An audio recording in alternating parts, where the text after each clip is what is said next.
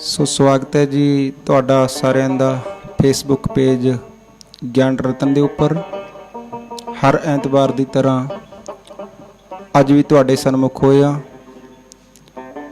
ਤੇ ਮੈਂ ਹਰਵਿੰਦਰ ਸਿੰਘ ਬਹਾਦਰਪੁਰ ਭਾਈ ਜਸਵਿੰਦਰ ਸਿੰਘ ਬਡਰੁੱਖਾਂ ਜੀ ਦੇ ਨਾਲ।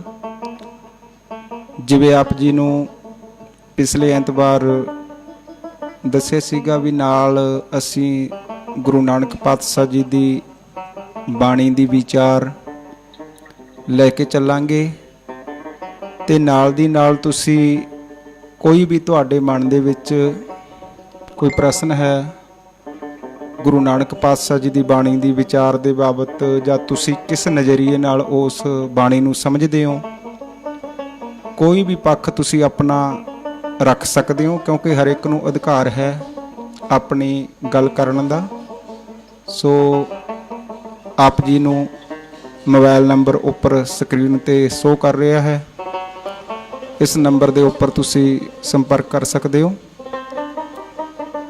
ਤੇ ਪ੍ਰੋਗਰਾਮ ਦੇ ਸ਼ੁਰੂਆਤ ਦੇ ਵਿੱਚ ਆਪਸ ਵਿੱਚ ਆਪਾਂ ਫਤਿਹ ਦੀ ਸਾਂਝ ਬਣਾਈਏ ਜੀ। ਬੋਲਿਓ ਜੀ ਵਾਹਿਗੁਰੂ ਜੀ ਕਾ ਖਾਲਸਾ ਵਾਹਿਗੁਰੂ ਜੀ ਕੀ ਫਤਿਹ।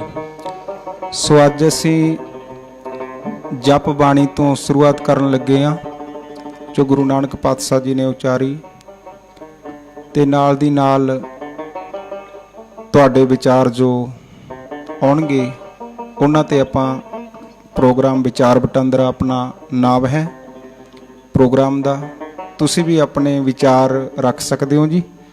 ਸੋ ਸ਼ੁਰੂਆਤ ਕਰਦੇ ਹਾਂ ਜਪ ਬਾਣੀ ਦੇ ਨਾਲ।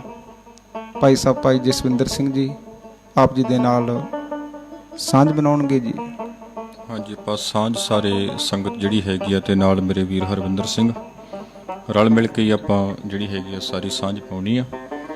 ਤੇ ਪ੍ਰੋਗਰਾਮ ਆਪਾਂ ਜਿਹੜਾ ਲੈ ਕੇ ਚੱਲੇ ਹੋਏ ਆ 550 ਸਾਲਾ ਗੁਰੂ ਨਾਨਕ ਸਾਹਿਬ ਦੇ ਪੁਰਬ ਨੂੰ ਸਮਰਪਿਤ। ਉਹਦੇ ਵਿੱਚ ਆਪਾਂ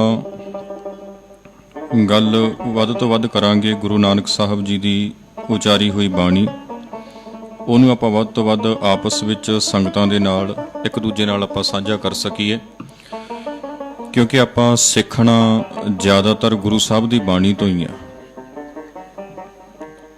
ਗੁਰੂ ਸਾਹਿਬ ਦੇ ਜੀਵਨ ਦੀਆਂ ਗੱਲਾਂ ਆਪਾਂ ਜਿੰਨੀਆਂ ਮਰਜ਼ੀ ਕਰ ਲਈਏ, ਉਸ ਵੇਲੇ ਤੱਕ ਉਹ ਸਾਰੀਆਂ ਗੱਲਾਂ ਸਾਨੂੰ ਲੱਗਦਾ ਬਈ ਬਹੁਤਾ ਮਹੱਤਵ ਨਹੀਂ ਰੱਖ ਪਾਉਂਦੀਆਂ ਜਦੋਂ ਤੱਕ ਅਸੀਂ ਉਹਨਾਂ ਦੀ ਵਿਚਾਰ ਨੂੰ ਨਾਲ ਨਹੀਂ ਲੈ ਕੇ ਚੱਲਦੇ ਹਾਂ, ਹੈ ਨਾ ਜੀ। ਆਪਾਂ ਨੂੰ ਗੁਰੂ ਸਾਹਿਬ ਦੀ ਵਿਚਾਰ ਨਾਲ ਲੈ ਕੇ ਚੱਲਣੀ ਅਤਿਅੰਤ ਲਾਜ਼ਮੀ ਆ।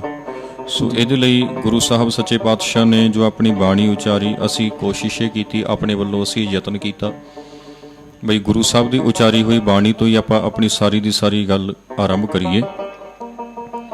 ਗੁਰੂ ਨਾਨਕ ਸਾਹਿਬ ਦੀ ਪ੍ਰਥਮ ਬਾਣੀ ਗੁਰੂ ਗ੍ਰੰਥ ਸਾਹਿਬ ਦੇ ਵਿੱਚ ਜੋ ਦਰਜ ਹੋਈ, ਜਿਹਨੂੰ ਜਪ ਬਾਣੀ ਦੇ ਨਾਲ ਸੰਗਤ ਸਾਰੀ ਜਾਣਦੀ ਆ, ਆਪਾਂ ਉਸੇ ਬਾਣੀ ਤੋਂ ਹੀ ਆਪਣੀ ਜਿਹੜੀ ਸਾਰੀ ਗੱਲ ਹੈਗੀ ਆ ਉਹਨੂੰ ਲੈ ਕੇ ਚੱਲਾਂਗੇ। ਵਿਚਾਰ ਆਪਾਂ ਲੈ ਕੇ ਚੱਲਾਂਗੇ ਵੀ ਗੁਰੂ ਸਾਹਿਬ ਦੀ ਪਾਵਨ ਬਾਣੀ ਨੂੰ ਸਮਝ ਸਕੀਏ ਆਪਾਂ ਵੱਧ ਤੋਂ ਵੱਧ।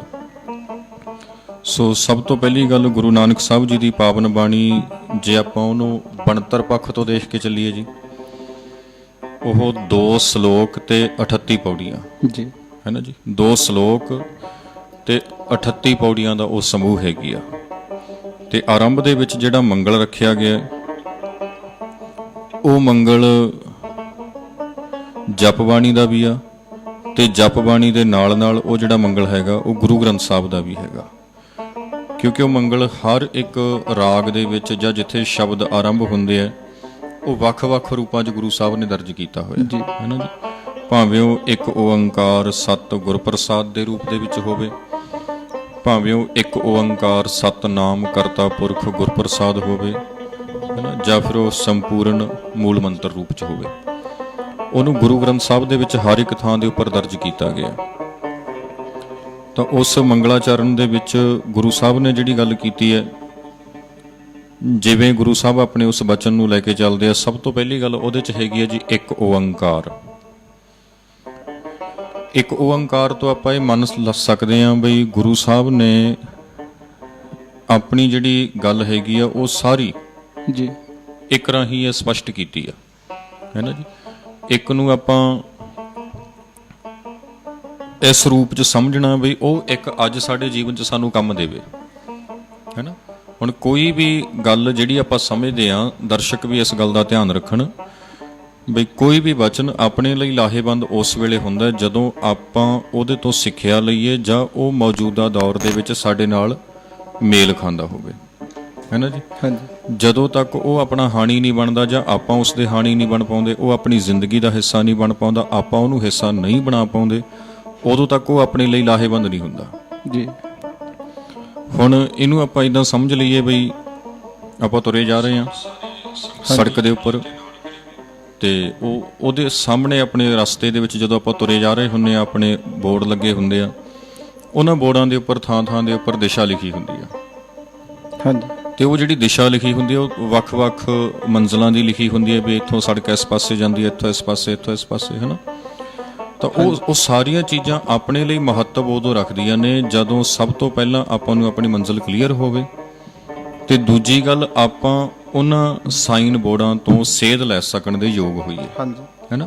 ਜੇ ਆਪਾਂ ਉਹਨਾਂ ਤੋਂ ਸੇਧ ਲੈ ਸਕਣ ਦੇ ਯੋਗ ਹੈਗੇ ਆ ਤਾਂ ਉਹ ਸਾਰੇ ਦੇ ਸਾਰੇ ਜਿਹੜੇ ਬੋਰਡ ਨੇ ਆਪਣੇ ਲਈ ਸਹਾਈ ਹੋ ਸਕਦੇ ਆ। ਜੇ ਆਪਾਂ ਅਨਪੜ੍ਹ, ਆਪਾਂ ਨੂੰ ਪੜ੍ਹਨਾ ਨਹੀਂ ਆਉਂਦਾ, ਜਾਂ ਕਿਸੇ ਵੀ ਰੂਪ ਦੇ ਵਿੱਚ ਉੱਥੇ ਭਾਸ਼ਾ ਹੋਰ ਲਿਖੀ ਹੋਈ ਹੈ ਜਿਹਨੂੰ ਅਸੀਂ ਨਹੀਂ ਜਾਣਦੇ, ਜਿਹਨੂੰ ਅਸੀਂ ਜਾਣਦੇ ਹਾਂ ਉਹ ਲਿਖੀ ਨਹੀਂ ਹੋਈ, ਤਾਂ ਫਿਰ ਉਹ ਚੀਜ਼ਾਂ ਸਾਡੇ ਲਈ ਅਰਥ ਨਹੀਂ ਰੱਖ ਸਕਦੀਆਂ ਹੁੰਦੀਆਂ।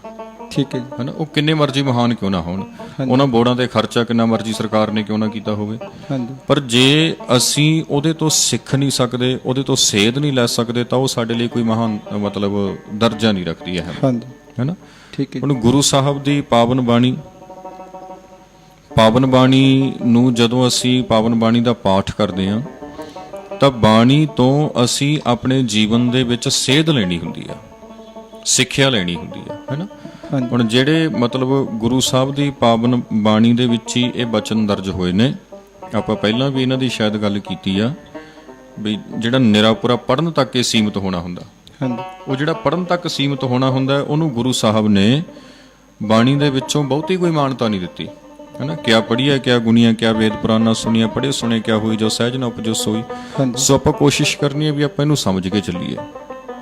ਸਭ ਤੋਂ ਪਹਿਲਾਂ ਗੁਰੂ ਸਾਹਿਬ ਆਪਣਾ ਸਿਧਾਂਤ ਹੈ ਜੀ ਉਹ ਇੱਕ ਦੇ ਵਿੱਚੋਂ ਸਪਸ਼ਟ ਕਰਦੇ ਆ, ਤੇ ਉਹ ਇੱਕ ਦਾ ਅਰਥ ਵਿਦਵਾਨਾਂ ਨੇ ਭਾਵੇਂ ਇੱਕ ਰੱਬ ਦੇ ਰੂਪ 'ਚ ਕੀਤਾ, ਹੈ ਨਾ।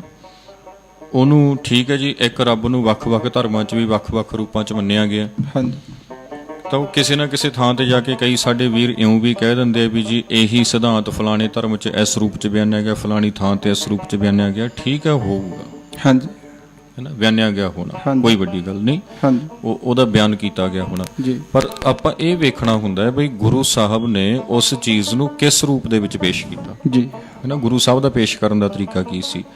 ਹੁਣ ਜਿਵੇਂ ਹੋਰ ਧਰਮਾਂ ਦੇ ਲੋਕ ਨੇ, ਰੱਬ 'ਚ ਤਾਂ ਉਹਨਾਂ ਦਾ ਹੀ ਵਿਸ਼ਵਾਸ ਹੈ, ਪਰ ਉਹਨਾਂ ਦਾ ਵਿਸ਼ਵਾਸ ਉਸ ਪੱਧਰ ਤੱਕ ਜਾਂ ਉਸ ਦਿਸ਼ਾ ਵਿੱਚ ਨਹੀਂ ਹੈ ਜਿਸ ਦਿਸ਼ਾ ਵਿੱਚ ਗੁਰੂ ਸਾਹਿਬ ਗੱਲ ਕਰ ਰਹੇ ਨੇ ਜੀ, ਹੈ ਨਾ। ਗੁਰੂ ਸਾਹਿਬ ਕਹਿ ਰਹੇ ਨੇ ਇੱਕ, ਇੱਕ ਤੋਂ ਭਾਵ ਇਕੱਲੇ ਜੀ, ਹੈ ਨਾ। ਤੇ ਜਿਹੜਾ ਨਾ ਤਾਂ ਵਿਭਾਜਿਤ ਹੋ ਸਕਦਾ, ਦੋ ਹਿੱਸਿਆਂ 'ਚ, ਤਿੰਨ 'ਚ, ਚਾਰ 'ਚ, ਪੰਜ 'ਚ ਵੰਡਿਆ ਜਾ ਸਕਦਾ, ਤੇ ਨਾ ਉਹਦੇ ਵਰਗਾ ਕੋਈ ਹੋਰ ਹੋ ਸਕਦਾ, ਹੈ ਨਾ। ਤਾਂ ਹੁਣ ਉਹ ਜਿਹੜਾ ਇੱਕ ਹੈ, ਅਦੁੱਤੀ ਹੈ ਜੀ, ਉਸ ਇੱਕ ਅਦੁੱਤੀ ਨੂੰ ਆਪਾਂ ਵਿਸ਼ਵ ਵਿਆਪੀ ਸ਼ਕਤੀ ਵੀ ਕਹਿ ਸਕਦੇ ਆ, ਇੱਕ, ਹੈ ਨਾ।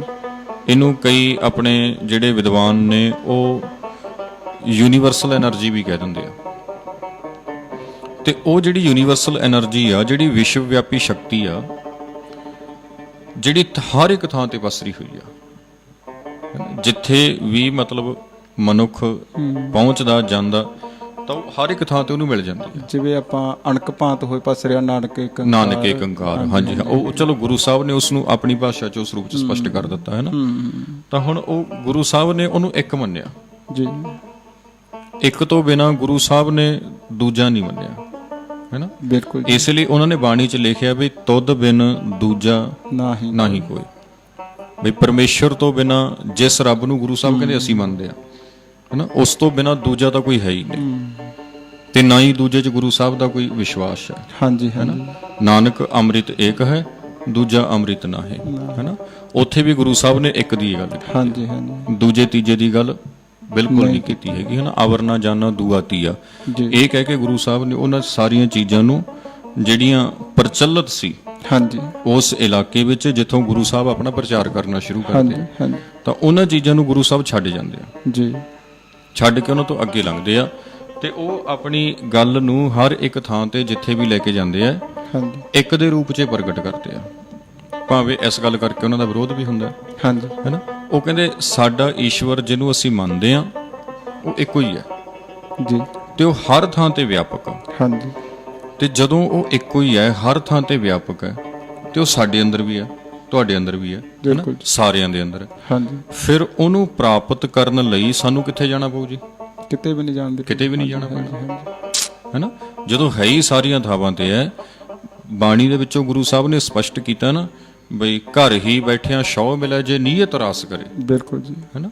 ਪਰ ਇਹ ਚੀਜ਼ ਨੂੰ ਪਤਾ ਨਹੀਂ ਕਿਵੇਂ ਤਾਂ ਸਮਝਿਆ ਗਿਆ ਜਾਂ ਪਤਾ ਨਹੀਂ ਕਿਸ ਰੂਪ ਦੇ ਵਿੱਚ ਇਹਨੂੰ ਅਰਥਾਇਆ ਗਿਆ ਬਈ ਆਪਣਾ ਵੱਡਾ ਜਿਹੜਾ ਫਿਰਕਾ ਹੈਗਾ ਉਹ ਵੀ ਤੀਰਥ ਯਾਤਰਾ ਹਾਂਜੀ ਜਾਂ ਹੋਰਨਾਂ ਚੀਜ਼ਾਂ 'ਚ ਹਾਂਜੀ ਪੈ ਚੁੱਕਿਆ, ਰੱਬ ਦੇ ਨਾਂ ਤੇ ਉਹ ਵੀ, ਬਿਲਕੁਲ ਜੀ ਹੈ ਨਾ। ਉਸ ਰੱਬ ਦੇ ਨਾਂ ਤੇ ਜਿਸ ਰੱਬ ਨੂੰ ਗੁਰੂ ਸਾਹਿਬ ਨੇ ਆਖਿਆ ਅਨਕ ਭਾਂਤ ਹੋਏ ਪਸਰਿਆ ਨਾਨਕੇ ਕੰਕਾਰ, ਸਿੱਧਾ ਸੰਪਾਠ ਕਹਿ ਦਿੱਤਾ ਕਾਹੇਰੇ ਬਣ ਖੋਜਨ ਜਾਈ ਸਰਬ ਨਿਵਾਸੀ ਸਦਾ ਲੇਪਾ ਤੋਹੀ ਸੰਗ ਸਮਾਈ। ਬਿਲਕੁਲ ਜੀ ਤਾਂ ਹੁਣ ਇਹ ਇੱਕ ਨੂੰ ਇਹ ਜੇ ਆਪਾਂ ਸਮਝ ਲਈਏ ਹਾਂਜੀ ਤਾਂ ਆਪਣੇ ਬਹੁਤ ਝੰਜਟ ਮੁੱਕ ਜਾਣਗੇ, ਜੀ ਹੈ ਨਾ। ਜਿਹੜੀ ਦੌੜ ਭੱਜ ਆ ਰੱਬ ਦੇ ਨਾਂ ਤੇ ਜਿਹੜੀ ਖਾਸ ਕਰ ਦੌੜ ਭੱਜ ਹੋ ਰਹੀ ਆ, ਸ਼ਾਇਦ ਇੰਨੀ ਦੌੜ ਭੱਜ ਕਿਸੇ ਹੋਰ ਨਾਂ ਤੇ ਨਾ ਹੁੰਦੀ। ਉਹ ਅਸਲ ਦੇ ਵਿੱਚ ਇੱਕ ਸਮਝਣਾ ਵੀ ਬੜੀ ਗਹਿਰਾਈ ਦੀ ਗੱਲ ਹੈ। ਜਿਵੇਂ ਆਪਾਂ ਗੁਰਬਾਣੀ ਦੇ ਵਿੱਚੋਂ ਪੂਰੇ ਗੁਰੂ ਗ੍ਰੰਥ ਸਾਹਿਬ ਜੀ ਦੇ ਵਿੱਚੋਂ ਹਾਂਜੀ ਜਦੋਂ ਵੇਖਦੇ ਆ ਨਾ, ਉਹ ਜਿਵੇਂ ਆਪਾਂ ਵੇਖੋ ਇੱਕ ਤੇ ਗੱਲ ਆ ਗਈ, ਥੋੜਾ ਜਿਹਾ ਮੈਂ ਸ਼ਬਦ ਕਿਦਾਂ ਵਰਤਾਂ, ਮਤਲਬ ਵੀ ਹਿੰਦੂ ਧਰਮ ਵੀ ਚਲੋ ਠੀਕ ਹੈ, ਹਿੰਦੂਆਂ ਨੇ ਵੱਖੋ ਵੱਖਰੇ, ਮੁਸਲਮਾਨ ਧਰਮ ਬਿਲਕੁਲ ਇੱਕ ਮੰਨਦਾ ਹੈ। ਤੇ ਭਗਤ ਕਬੀਰ ਜੀ ਦੀ ਇੱਕ ਪੰਕਤੀ ਆਉਂਦੀ ਹੈ, ਉਹ ਹੈ ਜੋਗੀ ਗੋਰਖ ਗੋਰਖ ਕਰੈ ਹਿੰਦੂ ਰਾਮ ਨਾਮ ਉਚਰੈ ਮੁਸਲਮਾਨ ਕਾ ਏਕ ਖੁਦਾਏ। ਜਦ ਕਿ ਵੀ ਮੁਸਲਮਾਨ ਵੀ ਇੱਕ ਗੱਲ ਕਰ ਰਿਹਾ, ਇੱਕ ਦੀ ਗੱਲ ਕਰ ਰਿਹਾ, ਕਬੀਰ ਕਾ ਸਵਾਮੀ ਰਿਹਾ ਸਮਾਇਆ। ਪਰ ਉਹ ਜਿਹੜਾ ਮੁਸਲਮਾਨ ਇੱਕ ਦੀ ਗੱਲ ਕਰ ਰਿਹਾ, ਉਹਦੇ ਤੋਂ ਜਿਹੜੀ ਕਬੀਰ ਸਾਹਿਬ ਨੇ ਗੱਲ ਕੀਤੀ ਜੀ, ਉਹ ਤਾਂ ਕਹਿੰਦਾ ਸਿਰਫ ਇੱਕੋ ਹੀ ਆ, ਹਾਂਜੀ, ਤੇ ਉਹ ਵੱਖਰਾ ਕਿਸੇ ਥਾਂ ਤੇ ਬੈਠਾ, ਹਾਂਜੀ, ਸਤਵੇਂ ਆਕਾਸ਼ ਤੇ ਜਾਂ ਹੋਰ ਹਾਂ ਉਹ ਕਹਿੰਦੇ ਉਹ ਕਿਸੇ ਹੋਰ ਥਾਂ ਤੇ ਬੈਠਾ, ਪਰ ਉੱਥੇ ਕਬੀਰ ਜੀ ਨੂੰ ਆਪਣੀ ਗੱਲ ਨਾਲ ਕਹਿਣੀ ਪਈ, ਹਾਂਜੀ, ਬਈ ਕਬੀਰ ਕਾ ਸਵਾਮੀ ਰਹਿਆ ਸਮਾਇਆ, ਹਾਂਜੀ, ਹੈ ਨਾ। ਵੀ ਜਿਹੜਾ ਸਾਡਾ ਜਿਹਨੂੰ ਅਸੀਂ ਇੱਕ ਕਹਿੰਦੇ ਆ, ਹਾਂਜੀ, ਜਿਹਨੂੰ ਅਸੀਂ ਸਮਝਿਆ, ਹਾਂਜੀ, ਉਹ ਸਰਬ ਵਿਆਪਕ ਆ, ਬਿਲਕੁਲ ਜੀ, ਹੈ ਨਾ। ਹਾਂਜੀ, ਉਹਨੂੰ ਪਾਉਣ ਲਈ, ਉਹਦੀ ਪ੍ਰਾਪਤੀ ਲਈ ਸਾਨੂੰ ਕਿਸੇ ਹੋਰ ਥਾਂ ਤੇ ਜਾਣ ਦੀ ਲੋੜ ਨਹੀਂ ਜੀ, ਹੈ ਨਾ। ਆਸਾ ਦੀ ਵਾਰ ਨੂੰ ਆਪਾਂ ਜਦੋਂ ਸ਼ੁਰੂ ਕਰਦੇ ਆ, ਹਾਂਜੀ, ਉਹਦੀ ਪਹਿਲੀ ਪੌੜੀ ਹੈ ਆਪੀ ਨੇ ਆਪ ਸਾਜੂ ਆਪੀ ਨੇ ਰਚਿਓ ਨਾ, ਦੁਈ ਕੁਦਰਤ ਸਾਜੀ ਹੈ ਕਰ ਆਸਣ ਡਿਠੋ ਜਾਓ। ਆਸਣ ਦਾ ਅਰਥ ਟਿਕਾਣਾ, ਵੀ ਪਰਮੇਸ਼ਰ ਨੇ ਆ ਕੁਦਰਤ ਦੀ ਰਚਨਾ ਕਰਕੇ ਇਹਦੇ ਵਿੱਚ ਆਪਣਾ ਟਿਕਾਣਾ ਕਰ ਲਿਆ। ਹਾਂਜੀ ਹਾਂਜੀ, ਬਿਲਹਾਰੀ ਕੁਦਰਤ ਵਸਿਆ ਵੀ ਤੇਰਾ ਅੰਤ ਨਾ ਜਾਈ ਰੱਖਿਆ, ਹੈ ਨਾ ਜੀ। ਹੁਣ ਉਹ ਚਲੋ ਉਹ ਗੱਲ ਜਿਹੜੀ ਹੈਗੀ ਹੈ ਮੰਗਲਾਚਰਨ ਵਿੱਚੋਂ ਕੀਤੀ ਗਈ ਹੈ, ਹੈ ਨਾ ਜੀ। ਇੱਕ ਓੰਕਾਰ ਦਾ ਭਾਵ ਅਰਥ ਕਈ ਵਿਦਵਾਨ ਇਹਨੂੰ ਤੋੜ ਕੇ ਵੀ ਕਰਦੇ ਆ, ਉਹ ਅੰਕਾਰ ਦੇ ਰੂਪ ਚ ਕੋਈ ਕਿਵੇਂ ਉਹ ਬਹੁਤ ਤਰ੍ਹਾਂ ਦੇ ਤਿੰਨ ਦੇਵਤੇ ਵੀ ਮਿਲਾ ਰੱਖਿਆ, ਬਹੁਤ ਕੁਝ ਕੀਤਾ ਪਿਆ ਜੀ। ਜਦੋਂ ਕਿ ਆਪਾਂ ਗੁਰੂ ਗ੍ਰੰਥ ਸਾਹਿਬ ਜੀ ਨੂੰ ਮੁੱਖ ਰੱਖ ਕੇ ਨਹੀਂ ਸਮਝਾਂਗੇ ਨਾ, ਉਹਨਾਂ ਚਿਰ ਅਸਲ ਗੱਲ ਦੀ ਸੋਝੀ ਵੀ ਨਹੀਂ ਆਉਂਦੀ। ਬਿਲਕੁਲ ਇਸੇ ਲਈ ਤਾਂ ਆਪਾਂ ਮਤਲਬ ਇਹ ਸ਼ੁਰੂ ਕੀਤਾ ਕਾਰਜ ਵੀ ਜਦੋਂ ਅਸੀਂ ਗੁਰੂ ਸਾਹਿਬ ਦੀ ਸ਼ਖਸੀਅਤ ਨੂੰ ਸਮਝਣਾ ਤਾਂ ਗੁਰੂ ਸਾਹਿਬ ਦੀ ਵਿਚਾਰਧਾਰਾ ਆਪਣੇ ਸਾਹਮਣੇ ਹੋ। ਹਾਂਜੀ ਹਾਂਜੀ, ਕਿਉਂਕਿ ਬਹੁਤ ਗੱਲਾਂ ਉਹਨਾਂ ਨੇ ਹਵਾਲੇ ਵੀ ਉਸ ਵਕਤ ਦੇ ਦਿੱਤੇ। ਇੱਕ ਉਦੋਂ ਇਹ ਗੱਲ ਕਹਿ ਦੇਣੀ, ਜਿਵੇਂ ਆਪਾਂ ਕਹੀਏ ਵੀ ਸਾਰਿਆਂ ਨੂੰ ਸਮਝਾਉਣ ਦੇ ਖਾਤਰ ਵੀ ਕੁਝ ਗੱਲਾਂ ਹੈ ਜਿਹੜੀਆਂ ਗੁਰਬਾਣੀ ਦੇ ਵਿੱਚ ਅੱਜ ਵੀ ਆਪਾਂ ਨੂੰ ਪੜ੍ਹਨ ਨੂੰ ਮਿਲਦੀਆਂ ਨੇ, ਜਿਨ੍ਹਾਂ ਦੇ ਸਿਰਫ ਹਵਾਲੇ ਸੁਰਗ ਦੀ ਗੱਲ ਕਰ ਲਓ ਜਾਂ ਹੋਰ ਵੀ ਇੱਕ ਪਾਸੇ ਗੁਰੂ ਪਾਤਸ਼ਾਹ ਰੱਦ ਕਰਦੇ ਨੇ ਉਹਨਾਂ ਗੱਲਾਂ ਨੂੰ, ਪਰ ਸਮਝਾਉਣ ਖਾਤਰ ਉਹਨਾਂ ਗੱਲਾਂ ਦਾ ਵੀ ਜ਼ਿਕਰ ਕੀਤਾ ਹੋਇਆ। ਉਹ ਫਿਰ ਉੱਥੇ ਜ਼ਿਕਰ ਕਰਨਾ ਪੈਂਦਾ ਜਿੱਥੇ ਉਹ ਕਮਿਊਨਿਟੀ ਉਹ ਬੈਠੀ ਹੁੰਦੀ ਆ, ਹਾਂਜੀ, ਉਹਨਾਂ ਨੂੰ ਸਮਝਾਉਣ ਲਈ ਉਹਨਾਂ ਦੀ ਸ਼ਬਦਾਵਲੀ ਵਰਤਣੀ ਪੈਂਦੀ ਆ। ਬਿਲਕੁਲ ਜੀ, ਜਦੋਂ ਉੱਥੇ ਜਾ ਕੇ ਆਪਾਂ ਨਵੀਂ ਸ਼ਬਦਾਵਲੀ ਵਰਤਾਂਗੇ ਤਾਂ ਕੁਦਰਤੀ ਗੱਲ ਆ ਵੀ ਪੱਲੇ ਨਹੀਂ ਪੈਣਾ। ਹਾਂਜੀ ਹਾਂਜੀ, ਹੈ ਨਾ। ਇਹ ਭਾਸ਼ਾ ਦੀ ਆਪਣੀ ਇੱਕ ਮਜਬੂਰੀ ਹੁੰਦੀ ਹੈ ਵੀ ਜਦੋਂ ਕਿਸੇ ਐਸੇ ਇਲਾਕੇ 'ਚ ਆਪਾਂ ਜਾ ਕੇ ਗੱਲ ਕਰਦੇ ਆ ਜਿੱਥੇ ਆਪਣੀ ਭਾਸ਼ਾ ਆਪਣੀ ਸ਼ਬਦਾਵਲੀ ਮੌਜੂਦ ਨਹੀਂ, ਉੱਥੇ ਫਿਰ ਦੂਜੇ ਦੀ ਸ਼ਬਦਾਵਲੀ ਮਜਬੂਰ ਨਿਵਾਸ ਆਪਾਂ ਨੂੰ ਲੈਣੀ ਪੈ ਜਾਂਦੀ ਹੈ ਨਾ।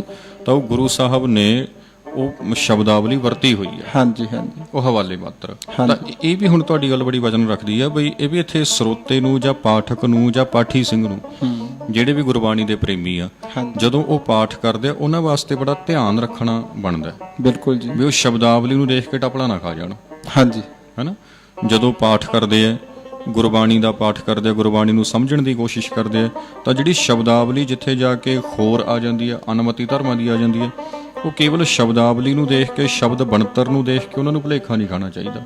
ਹਾਲਾਂਕਿ ਕਈ ਸਾਡੇ ਵੱਡੇ ਵੱਡੇ ਵਿਦਵਾਨ ਇਹ ਕਰ ਜਾਂਦੇ ਆ। ਹਾਂਜੀ ਹਾਂਜੀ, ਖਾਂਦੇ ਆ, ਠੀਕ ਹੈ ਉਹ ਜੀ। ਭੁਲੇਖਾ ਖਾ ਜਾਂਦੇ ਤਾਂ ਉਹ ਚਲੋ ਇੱਕ ਦੀ ਗੱਲ ਹੈ ਜੀ, ਗੁਰੂ ਸਾਹਿਬ ਨੇ ਇੱਕ ਨੂੰ ਹੀ ਮੰਨਿਆ ਹੈ ਨਾ।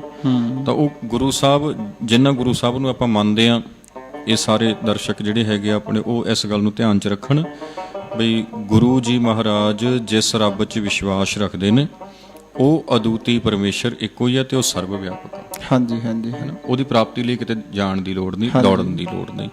ਤੇ ਅਗਲੀ ਗੱਲ ਗੁਰੂ ਸਾਹਿਬ ਕਹਿੰਦੇ ਇੱਕ ਓੰਕਾਰ ਸਤ। ਹਾਂਜੀ, ਹੈ ਨਾ। ਸਤ ਦਾ ਅਰਥ ਅਟਲ, ਹਾਂਜੀ, ਸਦੀਵ ਰਹਿਣ ਵਾਲਾ। ਤਾਂ ਉਹ ਜਿਹੜਾ ਪਰਮੇਸ਼ਰ ਹੈਗਾ, ਜਿਹੜਾ ਬਲਿਹਾਰੀ ਕੁਦਰਤ ਵਸਿਆ ਹੈਗਾ, ਜਿਹੜਾ ਅਨਕ ਭਾਂਤ ਹੋਏ ਵਸ ਰਿਹਾ ਹੈਗਾ, ਹੈ ਨਾ, ਕਰ ਆਸਣ ਡਿਠੋ ਚਾਓ, ਉਹ ਸਤ ਹੈ। ਹਾਂਜੀ, ਅਟਲ ਹੈ। ਇਹ ਨਹੀਂ ਹੈਗਾ ਵੀ ਆਪਾਂ ਜਿਵੇਂ ਕਹਿੰਦੇ ਆ ਨਾ, ਇੱਥੋਂ ਖੁਦਾਈ ਕਰ ਲਈ ਜੀ, ਹੁਣ ਚੀਜ਼ ਮੁੱਕ ਗਈ, ਹੁਣ ਹੋਰ ਥਾਂ ਤੇ ਜਾ ਕੇ ਕਰੋ। ਹਾਂਜੀ, ਕਈ ਵਾਰੀ ਐ ਹੋ ਜਾਂਦਾ ਵੀ ਆਪਾਂ ਬੋਰ ਲਾਇਆ ਤਾਂ ਉਹਦੇ ਚੋਂ ਪਾਣੀ ਕੱਢਿਆ, ਕਹਿੰਦੇ ਪਾਣੀ ਡੂੰਘਾ ਹੋਗਾ, ਟੋਟਾ ਲਾਓ, ਵੀ ਉਹ ਮੁੱਕ ਗਿਆ ਉਸ ਲੈਵਲ ਤੇ। ਇਹ ਨਹੀਂ ਹੈਗਾ ਵੀ ਪਰਮੇਸ਼ਰ ਕਿਸੇ ਥਾਂ ਤੇ ਘੱਟ ਵੱਧਦਾ। ਸਹੀ ਗੱਲ ਹੈ ਨਾ। ਜਾਂ ਕਿਸੇ ਥਾਂ ਤੇ ਉਹਦੀ ਪ੍ਰਾਪਤੀ ਹੋਣੀ ਨਹੀਂ ਜਾਂ ਹੋਏਗੀ, ਜਾਂ ਪਤਾ ਨਹੀਂ ਸਾਨੂੰ ਦੂਜੀ ਥਾਂ ਤੇ ਜਾਣਾ ਪਏਗਾ। ਉਹ ਕਹਿੰਦੇ ਸਤ ਹੈ। ਹਾਂਜੀ, ਹੈ ਨਾ। ਸਤ ਤੋਂ ਭਾਵ ਉਹ ਅਟਲ ਆ। ਹਾਂਜੀ, ਉਹ ਨਾ ਉਹਦੇ 'ਚ ਕੋਈ ਵਾਧਾ ਘਾਟਾ ਹੁੰਦਾ, ਨਾ ਹੋਣ ਦੀ ਕੋਈ ਗੁੰਜਾਇਸ਼ ਹੈ। ਉਹਨੂੰ ਆਪਣਾ ਸਰੂਪ ਜਿਹੜਾ ਪਰਮੇਸ਼ਰ ਨੇ ਬਣਾਇਆ ਉਹ ਸਦਾ ਹੀ ਅਟਲ ਆ। ਹਾਂਜੀ, ਹੈ ਨਾ। ਤਾਂ ਉਹਨੇ ਜਿਹੜੀ ਆਪਣੀ ਕ੍ਰਿਤ ਸਾਜੀ ਆ, ਉਹ ਕ੍ਰਿਤ ਵੀ ਉਹਦੇ ਹੁਕਮ ਦੇ ਵਿੱਚ ਉਦੋਂ ਤੱਕ ਰਹੂ ਜਦੋਂ ਤੱਕ ਉਹਦਾ ਹੁਕਮ ਹੈ। ਹਾਂਜੀ, ਹੈ ਨਾ। ਇਹਦੇ ਬਾਰੇ ਵੀ ਆਪਾਂ ਨੂੰ ਕਿਆਸ ਲਾਉਣ ਦੀ ਲੋੜ ਨਹੀਂ ਹੈਗੀ। ਨਹੀਂ, ਇਹਦਾ ਜੇ ਆਪਾਂ ਗਹਿਰਾਈ ਨਾਲ ਵਿਚਾਰੀਏ ਨਾ ਤਾਂ ਫਿਰ ਇਸ ਗੱਲ ਦਾ ਅੰਤ ਪਾਇਆ ਨਹੀਂ ਜਾ ਸਕਦਾ, ਕਿਉਂਕਿ ਗੁਰੂ ਪਾਤਸ਼ਾਹ ਨੇ ਵੀ ਗੁਰਬਾਣੀ 'ਚ ਕਹਿ ਦਿੱਤਾ, ਜਿਵੇਂ ਕੁਦਰਤ ਦੇ ਵਿੱਚੋਂ ਸਮਾਇਆ ਹੋਇਆ ਜਾਂ ਕੁਦਰਤ ਦਾ ਕੋਈ ਅੰਤ ਨਹੀਂ ਪਾਇਆ ਜਾ ਸਕਦਾ ਨਾ, ਅੰਤ ਨਾ ਪਾਰਾਵਾਰ। ਤੇ ਪਰ ਮੈਂ ਫਿਰ ਵੀ ਇੱਕ ਗੱਲ ਸੋਚਦਾ ਹੁੰਨਾ ਵੀ ਜਿੰਨੇ ਆਪਣੇ ਧਾਰਮਿਕ ਲੋਕ ਨੇ ਜਾਂ ਕਥਾਕਾਰ ਕਹਿ ਲਓ, ਦੀਵਾਨ ਲਾਉਣ ਵਾਲੇ ਬਾਬੇ ਕਹਿ ਲਓ, ਕੋਈ ਵੀ ਆਪਾਂ ਧਾਰਮਿਕ ਵਿਸ਼ੇ ਦੇ ਵਿੱਚ, ਉਹ ਬਹੁਤ ਗੱਲਾਂ ਇਦਾਂ ਦੀਆਂ ਵੀ ਰੱਬ ਨੇ ਦਰਸ਼ਨ ਦਿੱਤੇ ਜਾਂ ਇਦਾਂ ਕੀਤਾ, ਜਾਂ ਜੋ ਕਹਾਣੀਆਂ ਨੇਗੀਆਂ ਨਾ, ਉਹ ਬਹੁਤ ਇਦਾਂ ਦੀਆਂ ਘੜੀਆਂ ਗਈਆਂ ਨੇ ਵੀ ਮਨੁੱਖ ਇਧਰਲੇ ਪਾਸੇ ਤੇ ਸੋਚ ਹੀ ਨਹੀਂ ਸਕਦਾ ਵੀ ਰੱਬ ਗੁਰਬਾਣੀ 'ਚ ਇਦਾਂ ਦਾ ਦੱਸਿਆ ਹੋਇਆ। ਜਿਹੜਾ ਜ਼ਿਆਦਾ ਹੀ ਖਲਾਰਾ ਪੈ ਗਿਆ ਨਾ, ਉਹ ਇਸੇ ਕਰਕੇ ਪਿਆ ਹੋਇਆ। ਅੱਜ ਅਸੀਂ ਗੁਰੂ ਗ੍ਰੰਥ ਸਾਹਿਬ ਜੀ ਨੂੰ ਮੰਨਣ ਵਾਲੇ, ਗੁਰਬਾਣੀ ਨੂੰ ਗੁਰੂ ਕਹਿਣ ਵਾਲੇ, ਅਸੀਂ ਵੀ ਇਸ ਭੁਲੇਖੇ ਚੋਂ ਪੂਰਾ ਨਿਕਲ ਨਹੀਂ ਪਾਏ, ਸਪਸ਼ਟ ਨਹੀਂ ਹੋ ਸਕਿਆ। ਭਾਵੇਂ ਗੁਰੂ ਪਾਤਸ਼ਾਹ ਨੇ ਬੇਅੰਤ ਉਦਾਹਰਨਾਂ ਗੁਰਬਾਣੀ 'ਚ ਦਿੱਤੀਆਂ ਨੇ, ਇਹਦੇ 'ਚ ਕੋਈ ਸ਼ੱਕ ਨਹੀਂ। ਬਿਲਕੁਲ ਜੀ। ਜਿਹੜਾ ਰੱਬ ਗੁਰਬਾਣੀ ਦੱਸਦੀ ਹੈ ਵੀ ਸਾਰਿਆਂ 'ਚ ਵਸਿਆ ਹੋਇਆ, ਤੁਹਾਡੇ 'ਚ ਵੀ, ਮੇਰੇ 'ਚ ਵੀ, ਸਾਰਿਆਂ ਦੇ ਵਿੱਚ, ਤੇ ਉਸ ਰੱਬ ਦੀ ਪਹਿਚਾਣ ਦੇ ਬਾਰੇ ਕੋਈ ਆਪਾਂ ਨੇ ਯਤਨ ਨਹੀਂ, ਬਲਕਿ ਹੋਰ ਰੱਬ ਨੂੰ ਪੂਜਿਆ ਜਾ ਰਿਹਾ ਜਗ੍ਹਾ ਜਗ੍ਹਾ। ਉਹਦਾ ਕਾਰਨ ਇਹ ਹੋ ਗਿਆ ਨਾ ਜੀ, ਬਈ ਜਿਵੇਂ ਆਪਾਂ ਨੂੰ ਦੱਸਿਆ ਆਮ ਲੋਕਾਂ ਨੂੰ ਜੀ, ਉਹਨਾਂ ਨੂੰ ਇਹ ਤਾਂ ਦੱਸਿਆ ਨਹੀਂ ਗਿਆ ਬਈ ਤੁਸੀਂ ਆਪ ਗੁਰੂ ਗ੍ਰੰਥ ਸਾਹਿਬ ਦਾ ਪਾਠ ਕਰੋ, ਹੈ ਨਾ, ਬਈ ਤੁਸੀਂ ਆਪ ਸਮਝ ਲਓ। ਹਾਂਜੀ, ਇਹਨੂੰ ਪੜ੍ਹੋ, ਇਹਦੇ ਚੋਂ ਲੱਭੋ। ਹਾਂਜੀ, ਜਿਵੇਂ ਬੱਚਾ ਸਕੂਲ ਜਾਂਦਾ ਤਾਂ ਟੀਚਰ ਉਹਨੂੰ ਹੋਮਵਰਕ ਦੇ ਕੇ ਤੋਰ ਦਿੰਦਾ। ਹਾਂਜੀ, ਵੀ ਤੂੰ ਆਪ ਲੱਭ ਇਹਦੇ ਚੋਂ। ਹਾਂਜੀ, ਇਹ ਤੂੰ ਕਰਕੇ ਲੈ ਕੇ ਆਉਣਾ, ਮੈਂ ਇੱਕ ਸਮ ਸਮਝਾਤਾ, ਬਾਕੀ ਜਿਹੜੇ 10 ਨੇ ਤਾਂ ਇਹ ਹੱਲ ਕਰਨੇ ਆ। ਹਾਂਜੀ, ਹੈ ਨਾ। ਹਾਲਾਂਕਿ ਉਹਨਾਂ 'ਚ ਫਾਰਮੂਲਾ ਇੱਕੋ ਲੱਗਦਾ ਹੁੰਦਾ, ਰਕਮਾਂ ਵੱਖੋ ਵੱਖਰੀਆਂ ਹੁੰਦੀਆਂ। ਹਾਂਜੀ ਹਾਂਜੀ, ਪਰ ਉਹ ਆਪਾਂ ਨੂੰ ਮਤਲਬ ਇਹ ਚੀਜ਼ ਨਹੀਂ ਦੱਸੀ ਗਈ ਵੀ ਕਥਾਕਾਰ ਨੇ ਆਖਿਆ ਵੀ ਲਓ ਤੁਹਾਨੂੰ ਸ਼ਬਦ ਵਿੱਚੋਂ ਇੱਕ ਨੁਕਤਾ ਸਮਝਾਤਾ, ਆ ਬਾਕੀ ਤੁਸੀਂ ਆਪ ਸਮਝੋ, ਮਿਹਨਤ ਕਰੋ। ਹਾਂਜੀ, ਆਪ ਪਾਠ ਕਰੋ, ਆਪ ਯਤਨ ਕਰੋ, ਇਹਨੂੰ ਦੇਖੋ, ਲਾਗੂ ਕਰੋ, ਇਹ ਕਿਵੇਂ ਲਾਗੂ ਹੋਊਗਾ। ਕਿਉਂਕਿ ਹਰ ਇੱਕ ਦਾ ਜੀਵਨ ਜਿਉਣ ਦਾ ਤਰੀਕਾ ਵੱਖੋ ਵੱਖਰਾ ਹੈ। ਹਾਂਜੀ, ਹੈ ਨਾ। ਜੀਵਨ ਦਾ ਪੱਧਰ ਹਰ ਇੱਕ ਦਾ ਵੱਖੋ ਵੱਖਰਾ ਹੈ, ਤਾਂ ਉਹ ਵੱਖੋ ਵੱਖਰਾ ਹੋਣ ਕਰਕੇ ਸਮੱਸਿਆਵਾਂ ਵੀ ਵੱਖੋ ਵੱਖਰੀਆਂ ਨੇ, ਉਹਨਾਂ ਨਾਲ ਨਜਿੱਠਣ ਦਾ ਤਰੀਕਾ ਵੀ ਵੱਖੋ ਵੱਖਰਾ ਹੋ ਸਕਦਾ। ਤੇ ਉਹਦੇ ਲਈ ਗੁਰਬਾਣੀ ਤੋਂ ਸਾਨੂੰ ਸੇਧ ਲੈਣੀ ਪੈਣੀ ਆ। ਹਾਂਜੀ, ਹੈ ਨਾ। ਬਈ ਇਸ ਥਾਂ ਦੇ ਉੱਪਰ ਗੁਰੂ ਸਾਹਿਬ ਦਾ ਜਿਹੜਾ ਇੱਕ ਹੈ ਉਹ ਮੈਨੂੰ ਕੀ ਸੇਧ ਦੇ ਰਿਹਾ, ਗੁਰੂ ਸਾਹਿਬ ਦਾ ਜਿਹੜਾ ਸੱਤ ਦੱਸਿਆ ਹੋਇਆ ਉਹ ਮੈਨੂੰ ਆਹ ਸਿਚੁਏਸ਼ਨ ਦੇ ਵਿੱਚ ਕੀ ਸੇਧ ਦੇ ਰਿਹਾ। ਜਦੋਂ ਮੈਂ 15-20 ਲੋਕਾਂ ਦੇ ਵਿੱਚ ਖੜਾ ਤਾਂ ਇਹ ਸਾਰੀ ਆਪਣੀ ਵੱਖੋ ਵੱਖਰੀ ਵਿਚਾਰਧਾਰਾ ਰੱਖਦੇ ਆ। ਇਹਨਾਂ 25-30 ਲੋਕਾਂ ਦੇ, 15-20 ਲੋਕਾਂ ਦੇ ਇਕੱਠ ਵਿੱਚ ਜਿਹੜਾ ਗੁਰੂ ਸਾਹਿਬ ਦਾ ਇੱਕ ਹੈ ਉਹ ਮੈਨੂੰ ਕੀ ਦੱਸ ਰਿਹਾ, ਹੈ ਨਾ, ਉਹ ਮੈਨੂੰ ਨੁਕਤਾ ਕੀ ਦੇ ਰਿਹਾ। ਮੈਂ ਇਹਨਾਂ 15-20 ਨੂੰ ਨਿੰਦਦਿਆਂ, ਇਹਨਾਂ ਨੂੰ ਰੱਦ ਕਰਦਿਆਂ, ਇਹਨਾਂ ਨੂੰ ਮਾੜਾ ਕਹਿਦਿਆਂ, ਹੈ ਨਾ, ਇਹਨਾਂ ਨੂੰ ਗਾਲਾਂ ਦਿਆਂ, ਜੇ ਇਹ ਮੈਨੂੰ ਮਾੜਾ ਕਹਿੰਦਾ ਤਾਂ ਮੈਂ ਵੀ ਇਹਨਾਂ ਦਾ ਵਿਵਹਾਰ ਕਰਾਂ। ਉੱਥੇ ਮਤਲਬ ਉਹ ਅਸੀਂ ਗੁਰੂ ਸਾਹਿਬ ਦੇ ਇੱਕ ਤੋਂ ਸੇਧ ਲੈਣੀ ਆ। ਹਾਂਜੀ, ਹੈ ਨਾ। ਗੁਰੂ ਸਾਹਿਬ ਦੇ ਸੱਤ ਤੋਂ ਸੇਧ ਲੈਣੀ ਆ। ਜ਼ਿੰਦਗੀ 'ਚ ਵਿਚਰਦਿਆਂ, ਜ਼ਿੰਦਗੀ ਜਿਉਂਦਿਆਂ ਆਪਾਂ ਇਹਨਾਂ ਚੀਜ਼ਾਂ ਨੂੰ ਆਪਣੇ ਅੱਗੇ ਲੈ ਕੇ ਚੱਲਣਾ ਹੁੰਦਾ, ਹੈ ਨਾ। ਕਿਉਂਕਿ ਜਿਹੜੀ ਚੀਜ਼ ਆਪਾਂ ਸਿੱਖੀ ਹੁੰਦੀ ਹੈ ਜੀ, ਉਹੀ ਚੀਜ਼ ਆਪਾਂ ਨੂੰ ਹਰ ਥਾਂ ਤੇ ਕੰਮ ਦਿੰਦੀ ਆ। ਜੀ ਬਿਲਕੁਲ। ਜਦੋਂ ਦਿੰਦੀ ਉਦੋਂ ਜਦੋਂ ਆਪਣੇ ਜੀਵਨ ਦਾ ਹਿੱਸਾ ਬਣ ਜਾਏ, ਹੈ ਨਾ। ਹੁਣ ਮੰਨ ਲਓ ਮੈਂ ਗੱਡੀ ਚਲਾਉਣੀ ਸਿੱਖ ਲਈ, ਅੱਜ ਸਿੱਖੀ, 2-4 ਦਿਨ ਮੈਂ ਚਲਾਈ, ਮੁੜ ਕੇ ਮੈਂ 6 ਮਹੀਨੇ, ਸਾਲ ਗੱਡੀ ਨਾ ਚਲਾਵਾਂ, ਹਾਂਜੀ। ਉਹ ਜਿਹੜਾ ਮੇਰਾ ਸਿੱਖਿਆ ਹੋਇਆ ਹਾਂਜੀ। ਉਹ ਭੁੱਲ ਜਾਣਾ, ਹਾਂਜੀ ਉਹ ਮੇਰੇ ਅਭਿਆਸ ਦਾ ਹਿੱਸਾ ਨਹੀਂ ਰਹਿਣਾ, ਰੂਟੀਨ ਦਾ ਹਿੱਸਾ ਨਹੀਂ ਰਹਿਣਾ, ਹੈ ਨਾ। ਤਾਂ ਪਰ ਜਦੋਂ ਉਹ ਅਭਿਆਸ ਦਾ ਹਿੱਸਾ ਰਹੇਗਾ ਫਿਰ ਮੈਨੂੰ ਵਾਰ-ਵਾਰ ਚੇਤੇ ਨਹੀਂ ਕਰਨਾ ਪਊ ਵੀ ਜਦੋਂ ਸਾਹਮਣੇ ਕੋਈ ਚੀਜ਼ ਆ ਰਹੀ ਹੈ ਉਸ ਥਾਂ ਤੇ ਮੈਂ ਕੀ ਕਰਨਾ, ਹਾਂਜੀ ਕਿਉਂਕਿ ਉਹ ਮੇਰੇ ਕਰਮ ਅਭਿਆਸ ਦਾ ਹਿੱਸਾ ਬਣਿਆ ਹੋਇਆ, ਉਹ ਸਾਰਾ ਆਟੋਮੈਟਿਕ ਹੀ ਹੋ ਜਾਣਾ, ਹਾਂਜੀ ਹੈ ਨਾ। ਗੁਰਬਾਣੀ ਦੇ ਸਿਧਾਂਤ, ਇੱਕ ਦਾ ਸਿਧਾਂਤ, ਯੂਨੀਕ ਦਾ ਸਿਧਾਂਤ, ਵਿਸ਼ਵ ਵਿਆਪੀ ਪਰਮਾਤਮਾ ਦਾ ਸਿਧਾਂਤ, ਹੈ ਨਾ, ਜਦੋਂ ਇਹ ਆਪਣੇ ਜੀਵਨ ਦਾ ਹਿੱਸਾ ਬਣ ਗਿਆ, ਕਰਮ ਅਭਿਆਸ ਦਾ ਹਿੱਸਾ ਬਣ ਗਿਆ, ਤਾਂ ਫਿਰ ਉੱਥੇ ਸੋਚਣਾ ਨਹੀਂ ਪੈਣਾ, ਹਾਂਜੀ ਇਹ ਕੁਦਰਤੀ ਆਪਣੇ ਕਰਮ ਅਭਿਆਸ ਦਾ ਹਿੱਸਾ ਹੋ ਜਾਣਾ, ਹਾਂਜੀ ਹੈ ਨਾ, ਜੀਵਨ ਜਿਉਣ ਦਾ ਆਪਣੇ ਦਾ ਹਿੱਸਾ ਹੋ ਜਾਣਾ। ਤਾਂ ਮਹਾਰਾਜ ਜੀ ਕਹਿੰਦੇ ਇੱਕ ਓੰਕਾਰ ਸਤ ਜੀ ਅਟਲ ਹੈ, ਕਦੇ ਖਤਮ ਨਹੀਂ ਹੁੰਦਾ, ਹੈ ਨਾ ਜੀ। ਅੱਗੇ ਹੈਗਾ ਨਾਮ। ਹਾਂਜੀ ਨਾਮ ਤੋਂ ਭਾਵ ਵਿਦਵਾਨਾਂ ਨੇ ਲਿਆ ਉਸ ਦੀ ਹੋਂਦ ਤੋਂ, ਹਾਂਜੀ ਹੈ ਨਾ, ਐਗਜ਼ਿਸਟੈਂਸ ਤੋਂ। ਪਰਮੇਸ਼ਰ ਜਿਹੜਾ ਹੈਗਾ ਉਹ ਮਤਲਬ ਹੈ, ਮੌਜੂਦ ਆ, ਤੇ ਉਹ ਆਪਣੇ ਸਰੂਪ ਦੇ ਵਿੱਚ, ਆਪਣੇ ਆਪੇ ਦੇ ਵਿੱਚ ਆਪਣੀ ਹੋਂਦ ਰੱਖਦਾ ਹੈ।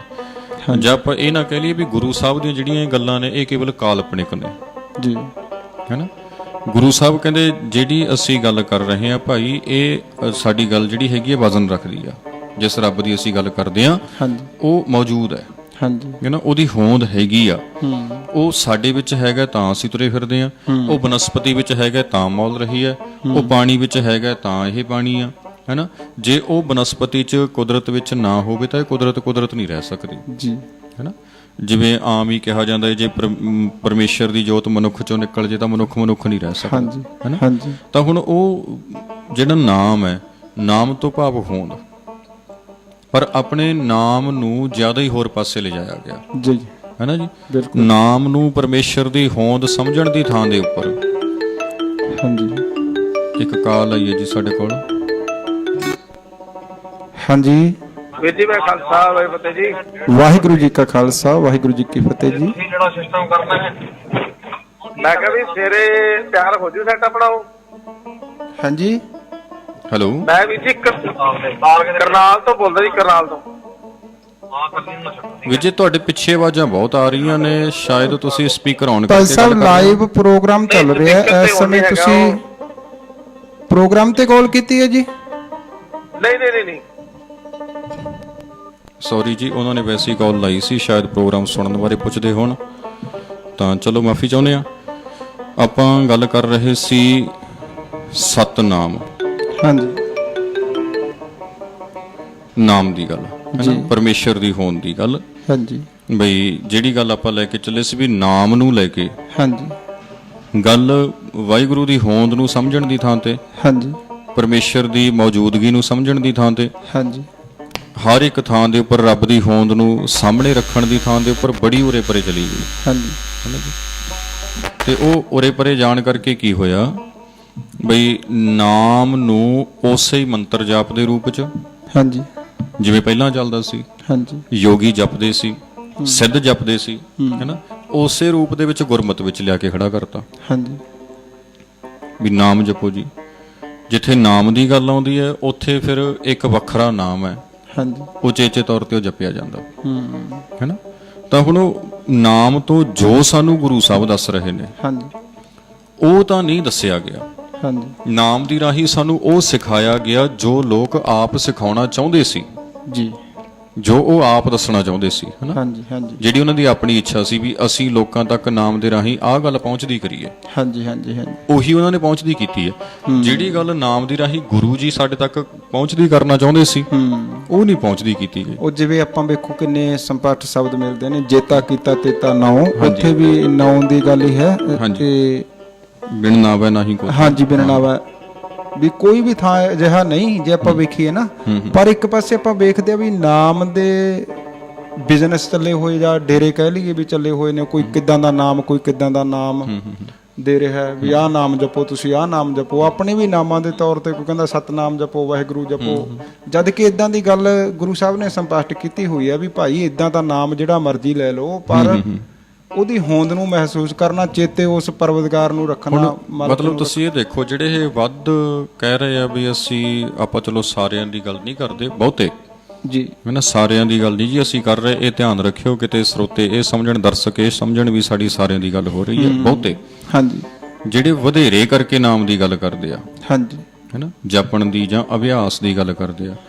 ਹੁਣ ਜੇ ਉਹਨਾਂ ਨੇ ਪਰਮੇਸ਼ਰ ਦੀ ਹੋਂਦ ਨੂੰ ਮਹਿਸੂਸ ਕੀਤਾ ਹੁੰਦਾ, ਹਾਂਜੀ, ਅਨੁਭਵ ਕੀਤਾ ਹੁੰਦਾ, ਹਾਂਜੀ, ਤਾਂ ਉਹ ਲੋਕ ਕਦੇ ਵੀ ਕਿਸੇ ਦੂਜੇ ਦੇ ਉੱਪਰ ਹਾਂਜੀ, ਨਾ ਤਾਂ ਕਿਸੇ ਪ੍ਰਕਾਰ ਦੀ ਦੂਸ਼ਣਬਾਜ਼ੀ ਲਾ ਸਕਦੇ ਸੀ, ਨਾ ਕਿਸੇ ਪ੍ਰਕਾਰ ਦੀ ਉਹ ਸ਼ਬਦਾਵਲੀ ਵਰਤ ਸਕਦੇ ਸੀ ਜਿਹੜੀ ਸੱਭਿਅਕ ਨਹੀਂ ਹੈਗੀ, ਹੈਨਾ, ਨਾ ਕਿਸੇ ਦੇ ਬਾਰੇ ਕਿਸੇ ਹੋਰ ਪ੍ਰਕਾਰ ਦਾ ਕੋਈ ਖਿਆਲ ਰੱਖ ਸਕਦੇ ਸੀ, ਕਿਉਂਕਿ ਉਹਨਾਂ ਨੇ ਤਾਂ ਇਹੀ ਸਮਝਣਾ ਹੋਣਾ ਸੀ ਬਈ ਸਾਰਿਆਂ 'ਚ ਪਰਮੇਸ਼ਰ ਆ, ਰੱਬ ਦੀ ਜੋਤ ਜਿਹੜੀ ਹੈਗੀ ਉਹ ਸਾਰਿਆਂ 'ਚ ਰਮੀ ਹੋਈ ਆ। ਪਰ ਵਧੇਰੇ ਕਰਕੇ ਵੇਖਣ ਵਿੱਚ ਆਉਂਦਾ ਵੀ ਜਿਹੜੇ ਨਾਮ ਦੀ ਵੱਧ ਗੱਲ ਕਰਦੇ ਆ, ਹੈਨਾ, ਜ਼ੁਬਾਨ ਤੋਂ ਬਾਰ-ਬਾਰ ਜਪਣ ਦੀ ਵੱਧ ਗੱਲ ਕਰਦੇ, ਕਿਸੇ ਇੱਕ ਮੰਤਰ ਨੂੰ ਲੈ ਕੇ ਉਹਨੂੰ ਰਿਪੀਟ ਕਰਨਾ ਬਾਰ-ਬਾਰ, ਉਹ ਰਿਪੀਟ ਕਰਨ ਵਾਲੇ ਸਮਝ ਨਹੀਂ ਲੈ ਪਾਉਂਦੇ ਅਸਲ 'ਚ, ਜਿਹੜੀ ਸੇਧ, ਜਿਹੜੀ ਸਮਝ ਉਹਨਾਂ ਨੇ ਲੈਣੀ ਹੁੰਦੀ ਹੈ, ਹਨਾ, ਸਮਝ ਆਉਣੀ ਸੀ ਉਸ ਗੱਲ ਨੂੰ ਸਮਝਣ ਦੇ ਨਾਲ। ਹਾਂਜੀ, ਹਾਂਜੀ, ਨਾਮ ਰੱਬ ਦੀ ਇੱਕ ਹੋਂਦ ਹੈ ਜੀ, ਹੈਨਾ, ਉਹ ਜਿਹੜਾ ਸਾਡੇ ਅੰਦਰ ਵੀ ਹੈ, ਜਿਹੜਾ ਬਾਕੀ ਸਾਰੇ ਅੰਦਰ ਵੀ ਹੈ। ਹਾਂਜੀ, ਹਾਂਜੀ। ਹੁਣ ਕਈ ਨਾਮ ਜਪਣ ਵਾਲੇ ਐਸੇ ਲੋਕ ਨੇ ਜਿਹੜੇ ਜ਼ਾਤ ਪਾਤ ਆਪਣੇ ਅੰਦਰ ਬਹੁਤ ਮੰਨਦੇ ਆ ਜੀ, ਹੈ ਨਾ, ਉੱਦਾਂ ਵਾਹਿਗੁਰੂ ਵਾਹਿਗੁਰੂ ਵੀ ਕਰਨਾ, ਹਾਂਜੀ, ਬੜਾ ਕਰਨਾ, ਮਤਲਬ ਵਾਰ ਉਹਨੂੰ ਰਿਪੀਟ ਕਰਨਾ, ਹਾਂਜੀ, ਪਰ ਜਦੋਂ ਕੋਈ ਗੱਲ ਕਰੋ ਫਿਰ ਉਹ ਜ਼ਾਤ ਪਾਤ ਸਾਹਮਣੇ ਰੱਖ ਲੈਣੀ ਹੈ, ਹਾਂਜੀ, ਫਿਰ ਉਹ ਨਾਮ ਜਪਿਆ ਕੀ ਅਰਥ ਰਹਿ ਜਾਂਦਾ। ਬਿਲਕੁਲ ਨਹੀਂ, ਜਿਵੇਂ ਉਹ ਭਾਈ ਗੁਰਦਾਸ ਜੀ ਦੀਆਂ 12 ਦੇ ਵਿੱਚ ਵੀ ਆਉਂਦਾ ਵੀ ਗੁਰੂ ਗੁਰੂ ਕਹੈ ਜਾਂ ਕੱਲਾ ਇਦਾਂ ਦੇ ਨਾਲ ਕਵਿਤ ਸਵਈਆਂ ਦੇ ਵਿੱਚ, ਹਾਂ, ਖੰਡ ਖੰਡ ਕਹੈ ਜੇਬਾ ਮਿੱਠੋ ਨਾ ਸਵਾਦ ਆਵੇ, ਜਾਂ ਫਿਰ ਚਲੋ ਆਪਾਂ ਗੁਰੂ ਗ੍ਰੰਥ ਸਾਹਿਬ ਚੋਂ ਵੀ ਉਦਾਹਰਨ ਲੈ ਸਕਦੇ ਹਾਂ। ਸਤਿਗੁਰੂ ਜੀ ਨੇ ਵੀ ਕਿਹਾ ਰਾਮ ਰਾਮ ਕਰਤਾ ਸਭ ਜਗ ਫਿਰ ਰਾਮ ਨਾ ਪਾਇਆ ਜਾਏ, ਵੀ ਇਕੱਲਾ ਕਹਿਣ ਦੇ ਨਾਲ ਵੀ ਜੇ ਬੰਦਾ ਸੁਰਤ ਕਰਕੇ ਨਹੀਂ ਨਾ ਅੰਦਰੋਂ ਅਨੁਭਵ ਨਹੀਂ ਕਰਦਾ। ਹਾਂ, ਨਾਮ ਦਾ ਭਾਵ ਹੈਗਾ ਅਨੁਭਵ ਕਰਨਾ, ਬਈ ਤੁਸੀਂ ਜਿਸ ਗੁਰੂ ਸਾਹਿਬ ਕਹਿੰਦੇ ਜਿਸ ਇੱਕ ਦੀ ਅਸੀਂ ਗੱਲ ਕਰ ਰਹੇ ਹਾਂ ਉਹ ਸਰਵ ਵਿਆਪਕ ਆ, ਹਾਂਜੀ, ਹੈ ਨਾ, ਉਹ ਰਮਿਆ ਹੋਇਆ, ਹਾਂਜੀ, ਉਹ ਸਾਰਿਆਂ 'ਚ, ਸਾਡੇ ਤੁਹਾਡੇ ਸਾਰਿਆਂ 'ਚ, ਤੇ ਤੁਸੀਂ ਉਹ ਹੈ ਵੀ ਅਟਲ, ਤੁਸੀਂ ਇਹ ਵੀ ਨਹੀਂ ਕਹਿ ਸਕਦੇ ਵੀ ਉਹ 10 ਸਾਲ ਪਹਿਲਾਂ ਸੀ ਹੁਣ ਤਾਂ ਹੈ ਨਹੀਂ, ਉਹ ਅਟਲ ਆ, ਸਦਾ ਰਹੇਗਾ, ਤੇ ਉਹ ਐਗਜ਼ਿਸਟ ਕਰਦਾ ਹਰੇਕ ਥਾਂ ਤੇ ਹੈਗਾ, ਹੈ ਨਾ, ਫਿਰ ਤੁਸੀਂ ਉਸ ਦਾ ਅਨੁਭਵ ਕਰੋ, ਉਹਨੂੰ ਆਪਣੇ ਵਿੱਚੋਂ, ਉਹਨੂੰ ਸਾਰਿਆਂ ਵਿੱਚੋਂ, ਉਹਨੂੰ ਬਨਸਪਤੀ ਵਿੱਚੋਂ, ਪੌਣ ਪਾਣੀ ਵਿੱਚੋਂ ਉਹਨੂੰ ਮਹਿਸੂਸ ਕਰੋ, ਹਾਂਜੀ। ਪਰ ਹੁਣ ਜੇ ਉਹ ਅਨੁਭਵ ਵਾਲਾ ਪਾਸਾ ਖਾਲੀ ਛੱਡ ਕੇ, ਮਹਿਸੂਸ ਕਰਨ ਵਾਲਾ, ਦੇਖਣ ਵਾਲਾ ਪਾਸਾ ਖਾਲੀ ਛੱਡ ਕੇ, ਜੇ ਕੇਵਲ ਤੇ ਕੇਵਲ ਜ਼ੁਬਾਨੀ ਬਾਰ-ਬਾਰ ਰਿਪੀਟ ਕਰਨ ਤੇ ਜ਼ੋਰ ਦੇਣਾ, ਉਹ ਜਿਹੜਾ ਕੇਵਲ ਤੇ ਕੇਵਲ ਜ਼ੁਬਾਨੀ ਬਾਰ-ਬਾਰ ਰਿਪੀਟ ਕਰਨਾ, ਸ਼ਾਇਦ ਉਹ ਬਾਰ-ਬਾਰ ਰਿਪੀਟ ਕੀਤਾ ਉਹ ਸਮਝ ਨਹੀਂ ਦੇ ਸਕਦਾ, ਉਹ ਮਤਲਬ ਅਨੁਭਵ ਨਹੀਂ ਦੇ ਸਕਦਾ ਜਿਹੜਾ ਸਾਨੂੰ ਸਮਝਣ ਨਾਲ ਆ ਜਾਣਾ। ਹਾਂਜੀ, ਹਾਂਜੀ, ਜਿਵੇਂ ਆਪਾਂ ਉਦਾਹਰਨ ਦੇ ਤੌਰ ਤੇ ਕਹਿ ਲਓ ਵੀ ਇੱਕ ਵਿਅਕਤੀ ਨੇ ਇੱਕ ਵਾਰੀ ਕਿਸੇ ਚੀਜ਼ ਨੂੰ ਪੜ੍ਹਿਆ, ਯਾਦ ਰੱਖੀ, ਉਹਦੇ ਤੇ ਅਮਲ ਕੀਤਾ, ਹਨਾ, ਤੇ ਪਰ ਪਤਾ ਨਹੀਂ ਕਿਉਂ ਅਸੀਂ ਕੋਈ ਵੀ ਜੇ ਕੁਝ ਲਿਖਿਆ ਹੁੰਦਾ ਕੰਧ ਤੇ, ਮੰਨ ਲਓ ਕਿਸੇ ਜੱਜ ਦੇ ਜਾਂਦੇ ਆ ਜਾਂ ਆਪਾਂ ਕਿਤੇ ਹੋਰ ਜਾਂਦੇ ਆ, ਆਪਾਂ ਨੂੰ ਮੈਟਰ ਲਿਖਿਆ ਮਿਲਦਾ ਵੀ ਮੋਬਾਈਲ ਬੰਦ ਰੱਖੋ ਜਾਂ ਇਦਾਂ ਕਰੋ, ਆਪਾਂ ਉਹਨੂੰ ਮੰਨ ਕੇ ਕਰਦੇ ਆ, ਹਨਾ, ਬਿਲਕੁਲ ਜੀ। ਤੇ ਗੁਰਬਾਣੀ ਨੂੰ ਆਪਾਂ ਇੰਨੀ ਵਾਰੀ ਪੜ੍ਹ ਕੇ ਮੈਨੂੰ ਲੱਗਦਾ ਵੀ ਕਿਤੇ ਆਪਾਂ ਉਹੀ ਜਿਹੜੀ ਆਪਾਂ ਆਮ ਲੋਕਾਂ ਨੂੰ ਕਹਿੰਦੇ ਆ ਨਾ ਵੀ ਇੱਕ ਕਿਸਮ ਦੀ ਬੇਅਦਬੀ ਜਿਹੜੇ ਲੋਕਾਂ ਨੇ ਪਿੱਛੇ ਕੀਤੀ, ਕਿਤਨਾ ਹੋਇਆ, ਹਨਾ, ਵੀ ਇੱਕ ਪਾਸੇ ਅਸੀਂ ਵੀ ਜਦੋਂ ਗੁਰੂ ਸਾਹਿਬ ਦੀ ਗੱਲ ਨੂੰ ਧਿਆਨ ਹੀ ਨਹੀਂ ਦੇ ਰਹੇ, ਕਰ ਅਸੀਂ ਇਦਾਂ ਦੇ ਕੰਮ ਰਹੇ ਹਾਂ। ਹੁਣ ਮੈਂ ਅੱਜ ਦੀ ਵੀ ਗੱਲ, ਚਲੋ ਕਿਤੇ ਆਪਾਂ ਨਾਮ ਨਾ ਲਈਏ, ਜਦੋਂ ਕਿਤੇ ਗੁਰਦੁਆਰਾ ਸਾਹਿਬ ਜਾਈਦਾ, ਜਿਵੇਂ ਦੇਗ ਨੂੰ ਪ੍ਰਵਾਨ ਕਰੀਦਾ ਅਰਦਾਸ ਦੇ ਵਿੱਚ, ਹਨਾ, ਉਹਨਾਂ ਦੇ ਹੱਥਾਂ ਤੇ ਵੀ ਖੰਮਣੀਆਂ ਬੰਨੀਆਂ ਨਜ਼ਰ ਆ ਜਾਂਦੀਆਂ ਨੇ, ਤਾਗੇ ਲਾਲ ਪੀਲੇ, ਹਾਂ, ਲਾਲ ਪੀਲੇ ਤਾਗੇ, ਉਹ ਕਿਰਪਾਨਾਂ ਪਾ ਕੇ ਮੜੀਆਂ ਮਸਾਣੀਆਂ ਤੇ ਬੰਦਿਆਂ ਨੇ ਫਿਰੀ ਜਾਣਾ, ਵੀ ਇੱਕ ਤੇ ਕੋਈ ਵਿਸ਼ਵਾਸ ਹੀ ਨਹੀਂ, ਨਾਲੇ ਗੁਰਬਾਣੀ ਰਜਾਨਾ ਪੜ੍ਹ, ਨਾਲੇ ਗੁਰਬਾਣੀ ਪੜ੍ਹੀ ਜਾਣੀ, ਇਹ ਜਿਹੇ ਵੀ ਹੈਗੇ ਆ ਗੁਰਬਾਣੀ ਨੂੰ ਪੜ੍ਹਦੇ। ਹੁਣ ਉਹਨਾਂ ਲੋਕਾਂ ਨੂੰ ਆਪਾਂ ਕੀ ਕਹੀਏ ਵੀ ਇਹ ਸਮਝ ਰਹੇ ਆ ਗੁਰਬਾਣੀ ਨੂੰ ਜਾਂ ਕਿੱਦਾਂ ਦੀ ਗੱਲ ਸਮਝ ਨਹੀਂ ਆਉਂਦੀ, ਪਤਾ ਨਹੀਂ ਉਹਨਾਂ ਲੋਕਾਂ ਦਾ ਕਸੂਰ ਹੈਗਾ ਜਾਂ ਨਹੀਂ ਹੈਗਾ, ਜਾਂ ਉਹਨਾਂ ਨੂੰ ਦੱਸਣ ਵਾਲਿਆਂ ਦਾ, ਹਾਂਜੀ, ਹੈਨਾ, ਤਾਂ ਉਹ ਉੱਥੇ ਹੁਣ ਇਹ ਧਿਆਨ ਦੇਣੀ ਮਤਲਬ ਬਣਦੀ ਹੈ ਗੱਲ ਵੀ ਉਹਨਾਂ ਨੇ ਸਮਝਿਆ ਨਹੀਂ ਜਾਂ ਉਹਨਾਂ ਨੂੰ ਸਮਝਾਇਆ ਨਹੀਂ, ਜਾਂ ਉਹ ਸਮਝਣਾ ਹੀ ਨਹੀਂ ਚਾਹੁੰਦੇ, ਹੈਨਾ ਜੀ। ਨਹੀਂ, ਕੁਝ ਕੁ ਤਾਂ ਇਦਾਂ ਹੀ ਬਣਾਇਆ ਗਿਆ ਜੀ, ਸਮਝਾਉਣ ਦੀ ਵੀ ਬੜੀ ਵੱਡੀ ਘਾਟ ਹੈ, ਕਿਉਂਕਿ ਜੇ ਕੋਈ ਸਮਝਾਉਣ ਦਾ ਯਤਨ ਕਰਦਾ ਹੈ ਤਾਂ ਤੁਸੀਂ ਵੀ ਇਸ ਵਰਗ ਦੇ ਵਿੱਚ ਵਿਚਰ ਰਹੇ ਹੋ ਪ੍ਰਚਾਰਕ ਤੌਰ ਤੇ ਜਿਹੜੇ ਉਹ ਦੂਸਰੇ ਲੋਕ ਨੇ ਜਿਨ੍ਹਾਂ ਨੇ ਗੁਰਬਾਣੀ ਨੂੰ ਜਾਦੂ ਟੂਣਾ ਮੰਤਰ ਦੇ ਵਾਂਗ ਹੀ ਵਰਤਿਆ ਹੋਇਆ, ਉਹ ਇਦਾਂ ਵੀ ਕਹਿੰਦੇ ਆ ਵੀ ਆਹ ਪਾਠ ਇੰਨੇ ਦਿਨ ਕਰੋ ਤੁਹਾਡਾ ਆਹ ਮਸਲਾ ਹੱਲ ਹੋ ਜਾਊਗਾ, ਆਹ ਸ਼ਬਦ ਨੂੰ ਇੰਨਾ ਜਪੋ ਤੁਹਾਡਾ ਆਹ ਮਸਲਾ ਹੱਲ ਹੋ ਜਾਊਗਾ। ਉਹਨਾਂ ਨੇ ਇੱਕ ਜਾਦੂ ਟੂਣਾ ਮੰਤਰ, ਜਿਵੇਂ ਗੁਰੂ ਨਾਨਕ ਦੀ ਸੋਚ ਆਪਾਂ ਜਦੋਂ ਵਿਚਾਰਾਂਗੇ, ਚਲੋ ਨਾਲ ਹੁੰਦੇ ਕਰਾਂਗੇ ਆਪਾਂ, ਹਾਂਜੀ, ਤੇ ਬਾਬਰ ਚੜ ਕੇ ਆਉਂਦਾ ਜਦੋਂ ਦੇਖੋ ਉਦੋਂ ਵੀ ਉਹ ਕਾਜੀ ਮੁਲਾਣੇ ਕਹਿੰਦੇ ਸੀ ਨਾ ਵੀ ਅਸੀਂ ਜੇ ਜਾਦੂ ਮੰਤਰ ਮਾਰਾਂਗੇ, ਅਸੀਂ ਇਦਾਂ ਦੇ ਪਾਠ ਕਰਾਂਗੇ ਵੀ ਉਹਨਾਂ ਹੋ ਜਾਊਗਾ, ਇਦਾਂ ਹੋ ਜਾਊਗਾ। ਸੰਪਸ਼ਟ ਬਾਬੇ ਨਾਨਕ ਨੇ ਇਸ ਗੱਲ ਨੂੰ ਕਲੀਅਰ ਕਰਿਆ ਹੋਇਆ ਗੁਰਬਾਣੀ। ਉਹਨਾਂ ਨੇ ਚੈਲੰਜ ਕੀਤਾ ਜੀ, ਹਾਂਜੀ, ਹੈਨਾ, ਪਰ ਵੀ ਕੋਈ ਮੁਗਲ ਨਾ ਹੋ ਆਂਦਾ ਕਿਨੇ ਨਾ ਪਰ ਚਲਾ। ਹਾਂਜੀ ਹਾਂਜੀ ਹਾਂ, ਉਹਨਾਂ ਨੇ ਤਾਂ ਸਪਸ਼ਟ ਲਿਖ ਦਿੱਤੀ ਇਹ ਗੱਲ।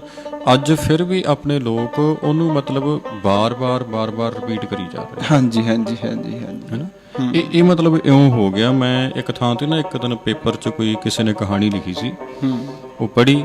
ਉਹ ਪੰਛੀ ਨਹੀਂ ਹੁੰਦਾ ਤੋਤਾ, ਹਾਂਜੀ, ਉਹਦੀ ਇੱਕ ਖਾਸ ਪ੍ਰਜਾਤੀ ਹੈ ਜਿਹੜੀ ਬੋਲਣ ਲੱਗ ਜਾਂਦੀ ਆ। ਠੀਕ ਹੈ ਜੀ। ਉਹਦੇ ਬਾਰੇ ਉਹਨੇ ਲਿਖੀ। ਉਹ ਕਹਿੰਦਾ ਵੀ ਕਿਸੇ ਨੇ ਘਰ ਰੱਖਿਆ ਤੋਤਾ, ਉਹਦੇ ਮਨ 'ਚ ਆ ਗਿਆ ਵੀ ਤੋਤਾ ਆਪਣਾ ਬੋਲਦਾ, ਵੀ ਆਪਾਂ ਬੰਦ ਕਿਉਂ ਰੱਖੀਏ, ਹਾਂਜੀ, ਇਹਨੂੰ ਖੁੱਲ੍ਹਾ ਛੱਡਦੇ ਆ, ਹੈਨਾ। ਉਹਨੇ ਨਾ ਜੀ ਤੋਤੇ ਨੂੰ ਕਹਿੰਦੇ ਇੱਕ ਗੱਲ ਰਟਾਤੀ। ਉਹ ਗੱਲ ਰਟਾਈ ਇਹ ਬਈ ਉਹ ਤੂੰ ਬੋਲੀ ਚੱਲ, ਸ਼ਿਕਾਰੀ ਆਊਗਾ ਦਾਣਾ ਪਾਊਗਾ, ਦਾਣਾ ਚੁਗਣਾ ਨਹੀਂ, ਜਾਲ 'ਚ ਫਸਣਾ ਨਹੀਂ। ਤੋਤੇ ਨੂੰ ਰਟਾਤੀ, ਤੋਤਾ ਰਟੀ ਗਿਆ। ਹਾਂਜੀ, ਉਹਨੇ ਕੀ ਕੀਤਾ, ਮਤਲਬ ਪਿੰਜਰੇ ਦੀ ਟਾਕੀ ਖੋਲਤੀ, ਕਹਿੰਦਾ ਉੱਡ ਜਾ, ਹਾਂਜੀ, ਹੈਨਾ। ਉਹਨੂੰ ਤਾਂ ਇਹ ਸੀ ਮੁੜ ਕੇ ਆ ਜਾਣਾ। ਠੀਕ ਹੈ ਜੀ, ਠੀਕ ਉਹ ਹੈ। ਉੱਡ ਕੇ ਗਿਆ, ਕਹਿੰਦੇ ਟਹਿਣੀ ਤੇ ਬੈਠਿਆ, ਉੱਥੇ ਬੈਠਾ ਬੋਲੀ ਜਾਏ, ਸ਼ਿਕਾਰੀ ਆਊ ਦਾਣਾ ਪਾਊ, ਦਾਣਾ ਖਾਣਾ ਨਹੀਂ, ਜਾਲ 'ਚ ਫਸਣਾ ਨਹੀਂ। ਉਹ ਕੋਈ ਬੰਦਾ ਉੱਥੋਂ ਦੀ ਲੰਘਿਆ ਜਾਂਦਾ ਸੀ, ਉਹ ਕਹਿੰਦਾ ਬੜਾ ਸਿਆਣਾ, ਹਾਂਜੀ, ਵੀ ਬੋਲਦਾ ਤਾਂ ਹੈਗਾ, ਪਰਖ ਕੇ ਨਾ ਦੇਖ ਲਈਏ, ਹਾਂਜੀ, ਹੈਨਾ। ਉਹਨੇ ਕਹਿੰਦੇ ਚਲੋ ਜੀ ਜੋ ਉਹਦੇ ਕੋਲ ਸੀ ਖਾਣ ਪੀਣ ਵਾਲਾ ਸਮਾਨ ਸੁੱਟਿਆ। ਯਾਰ ਪੰਛੀ ਤਾਂ ਪੰਛੀ ਆ, ਹਾਂਜੀ, ਬੋਲੀ ਗਿਆ, ਹੇਠਾਂ ਆ ਗਿਆ। ਉਹ ਜੋ ਉਹਨੇ ਪਾਇਆ ਸੀ ਉਹ ਲਿਖਦਾ ਕਹਾਣੀਕਾਰ, ਕਹਿੰਦਾ ਉਹ ਖਾਣ ਲੱਗ ਗਿਆ। ਤੇ ਉਹਨੇ ਕੀ ਕੀਤਾ, ਪਿੱਛੋਂ ਆ ਕੇ ਬੋਚ ਕੇ ਉਹਨੂੰ ਫੜ ਲਿਆ। ਹਾਂਜੀ, ਠੀਕ ਹੈ। ਫੜ ਕੇ ਉਹਨੂੰ ਪਾ ਕੇ ਆਪਦੇ ਜਾਲ 'ਚ ਰੱਖ ਕੇ ਮੋਢੇ ਤੇ ਤੁਰ ਪਿਆ। ਹੁਣ ਉਹ ਵਿਚਾਰਾ ਨਾਲ ਤਾਂ ਕੈਦ ਹੋਇਆ ਪਿਆ, ਹਾਂਜੀ, ਨਾਲੇ ਫਿਰ ਵੀ ਬੋਲੀ ਜਾਂਦਾ, ਸ਼ਿਕਾਰੀ ਆਊਗਾ ਦਾਣਾ ਪਾਊਗਾ, ਦਾਣਾ ਖਾਣਾ ਨਹੀਂ, ਜਾਲ 'ਚ ਫਸਣਾ।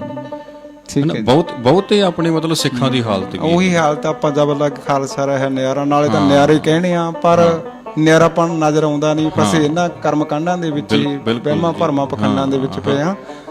ਮਤਲਬ ਪੜ੍ਹੀ ਵੀ ਜਾਣਾ, ਇਹ ਨਹੀਂ ਵੀ ਸਿੱਖ ਬਾਣੀ ਨਹੀਂ ਪੜ੍ਹਦੇ। ਹਾਂਜੀ ਹਾਂਜੀ, ਪੜ੍ਹਦੇ ਬਹੁਤ ਨੇ, ਹੈਨਾ, ਪਾਠ ਬੜਾ ਕਰਦੇ ਆ। ਕਈ ਭਾਈ ਪ੍ਰੇਮੀ ਬਾਣੀ ਦੇ ਇਹੋ ਜਿਹੇ ਨੇ ਜਿਹੜੇ ਰੋਜ਼ ਬਾਣੀ ਨੂੰ 5-5 7-7 ਪਾਠ ਕਰਦੇ ਆ। ਚਲੋ ਚੰਗੀ ਗੱਲ ਹੈ ਜੀ, ਪਰ ਕੱਲਾ ਇਹ ਆਪਾਂ ਕਹਿੰਦੇ ਆ ਵੀ ਕੱਲਾ ਪੜ੍ਹ ਕੇ ਉਹਨੂੰ ਸਮਝੀਏ ਵੀ ਨਾ। ਆਪਾਂ ਜੀਵਨ 'ਚ ਸਤਿਗੁਰੂ ਜੀ ਨੇ ਵੇਖੋ ਕਿੰਨੀਆਂ ਉਦਾਹਰਨਾਂ, ਜੀਵਨ ਜਾਂਚ ਵੀ ਮੈਂ ਕਹਿੰਦਾ ਗੁਰੂ ਗ੍ਰੰਥ ਸਾਹਿਬ ਜੀ ਦੇ ਵਿੱਚੋਂ ਆਪਾਂ ਨੂੰ ਬਹੁਤ ਮਿਲਦੀ ਆ। ਉਹਦੀ ਮਿਲੂ ਨਾ ਜਦੋਂ ਆਪਾਂ ਉਸ ਦੀ ਵਿਚਾਰ ਕਰਾਂਗੇ, ਹਾਂਜੀ, ਉਹਨੂੰ ਆਪਣੇ ਤੇ ਲਾਗੂ ਕਰਕੇ ਦੇਖਾਂਗੇ ਵੀ ਮੇਰੀ ਆਹ ਸਿਚੁਏਸ਼ਨ ਆ, ਮੈਨੂੰ ਆਹ ਚੀਜ਼ ਇਉਂ ਆ, ਤਾਂ ਮੈਨੂੰ ਗੁਰੂ ਸਾਹਿਬ ਦੀ ਬਾਣੀ ਕੀ ਅਗਵਾਈ ਦੇ ਰਹੀ ਆ ਜੀ, ਹੈਨਾ। ਤਾਂ ਉਹ ਨਾਮ ਤੋਂ ਭਾਵ ਉਹਦੀ ਹੋਂਦ, ਹਾਂਜੀ, ਹੈਨਾ। ਅੱਗੇ ਆ ਜਾਂਦਾ ਜੀ ਸ਼ਬਦ ਸਤਨਾਮ ਕਰਤਾ ਜੀ, ਹਾਂਜੀ, ਹੈਨਾ। ਕਰਤੇ ਤੋਂ ਭਾਵ ਅਰਥ ਲਿਆ ਗਿਆ ਕ੍ਰੀਏਟਰ, ਬਣਾਉਣ ਵਾਲਾ, ਹਾਂਜੀ, ਸਾਜਣ ਵਾਲਾ, ਜਿਹਨੇ ਸਭ ਕੁਝ ਬਣਾਇਆ। ਹਾਂਜੀ, ਠੀਕ ਹੈ। ਪਰਮੇਸ਼ਰ ਦਾ ਇੱਕ ਹੁਕਮ ਹੈ, ਹੁਕਮ ਦੇ ਵਿੱਚ ਸਭ ਕੁਝ ਬਣਿਆ ਹੋਇਆ, ਹਾਂਜੀ, ਹੈਨਾ। ਜੋ ਵੀ ਆ ਬ੍ਰਹਿਮੰਡ ਦਾ ਵਰਤਾਰਾ ਆਪਾਂ ਦੇਖਦੇ ਆ, ਇਹ ਵਰਤਾਰੇ ਦਾ ਰਚਨਹਾਰ ਪਰਮੇਸ਼ਰ ਆਪ ਹੀ ਆ। ਜਿਵੇਂ ਵੀ ਉਹਦਾ ਹੁਕਮ ਹੋਇਆ, ਹਾਂਜੀ, ਉਹਦੇ ਹੁਕਮ ਦੇ ਵਿੱਚ ਹਾਲੇ ਤੱਕ ਤਾਂ ਵਿਦਵਾਨਾਂ ਸਾਇੰਸਦਾਨਾਂ ਨੂੰ ਨਹੀਂ ਪਤਾ ਚੱਲ ਸਕਿਆ ਵੀ ਕਿਵੇਂ ਬਣਿਆ ਵਰਤਾਰਾ। ਤਾਂ ਜਿਵੇਂ ਵੀ ਹੋਇਆ, ਹੁਕਮ ਦੇ ਵਿੱਚ ਇਹ ਵਰਤਾਰਾ ਬਣਿਆ, ਤਾਂ ਇਹਨੂੰ ਬਣਾਉਣ ਵਾਲਾ ਪਰਮੇਸ਼ਰ ਆਪ ਹੀ ਆ, ਹਾਂਜੀ, ਹੈਨਾ। ਤਾਂ ਗੁਰੂ ਸਾਹਿਬ ਕਹਿੰਦੇ ਕਰਤੇ ਤੋਂ ਅੱਗੇ ਉਹਨਾਂ ਨੇ ਗੱਲ ਆਖੀ ਪੁਰਖ।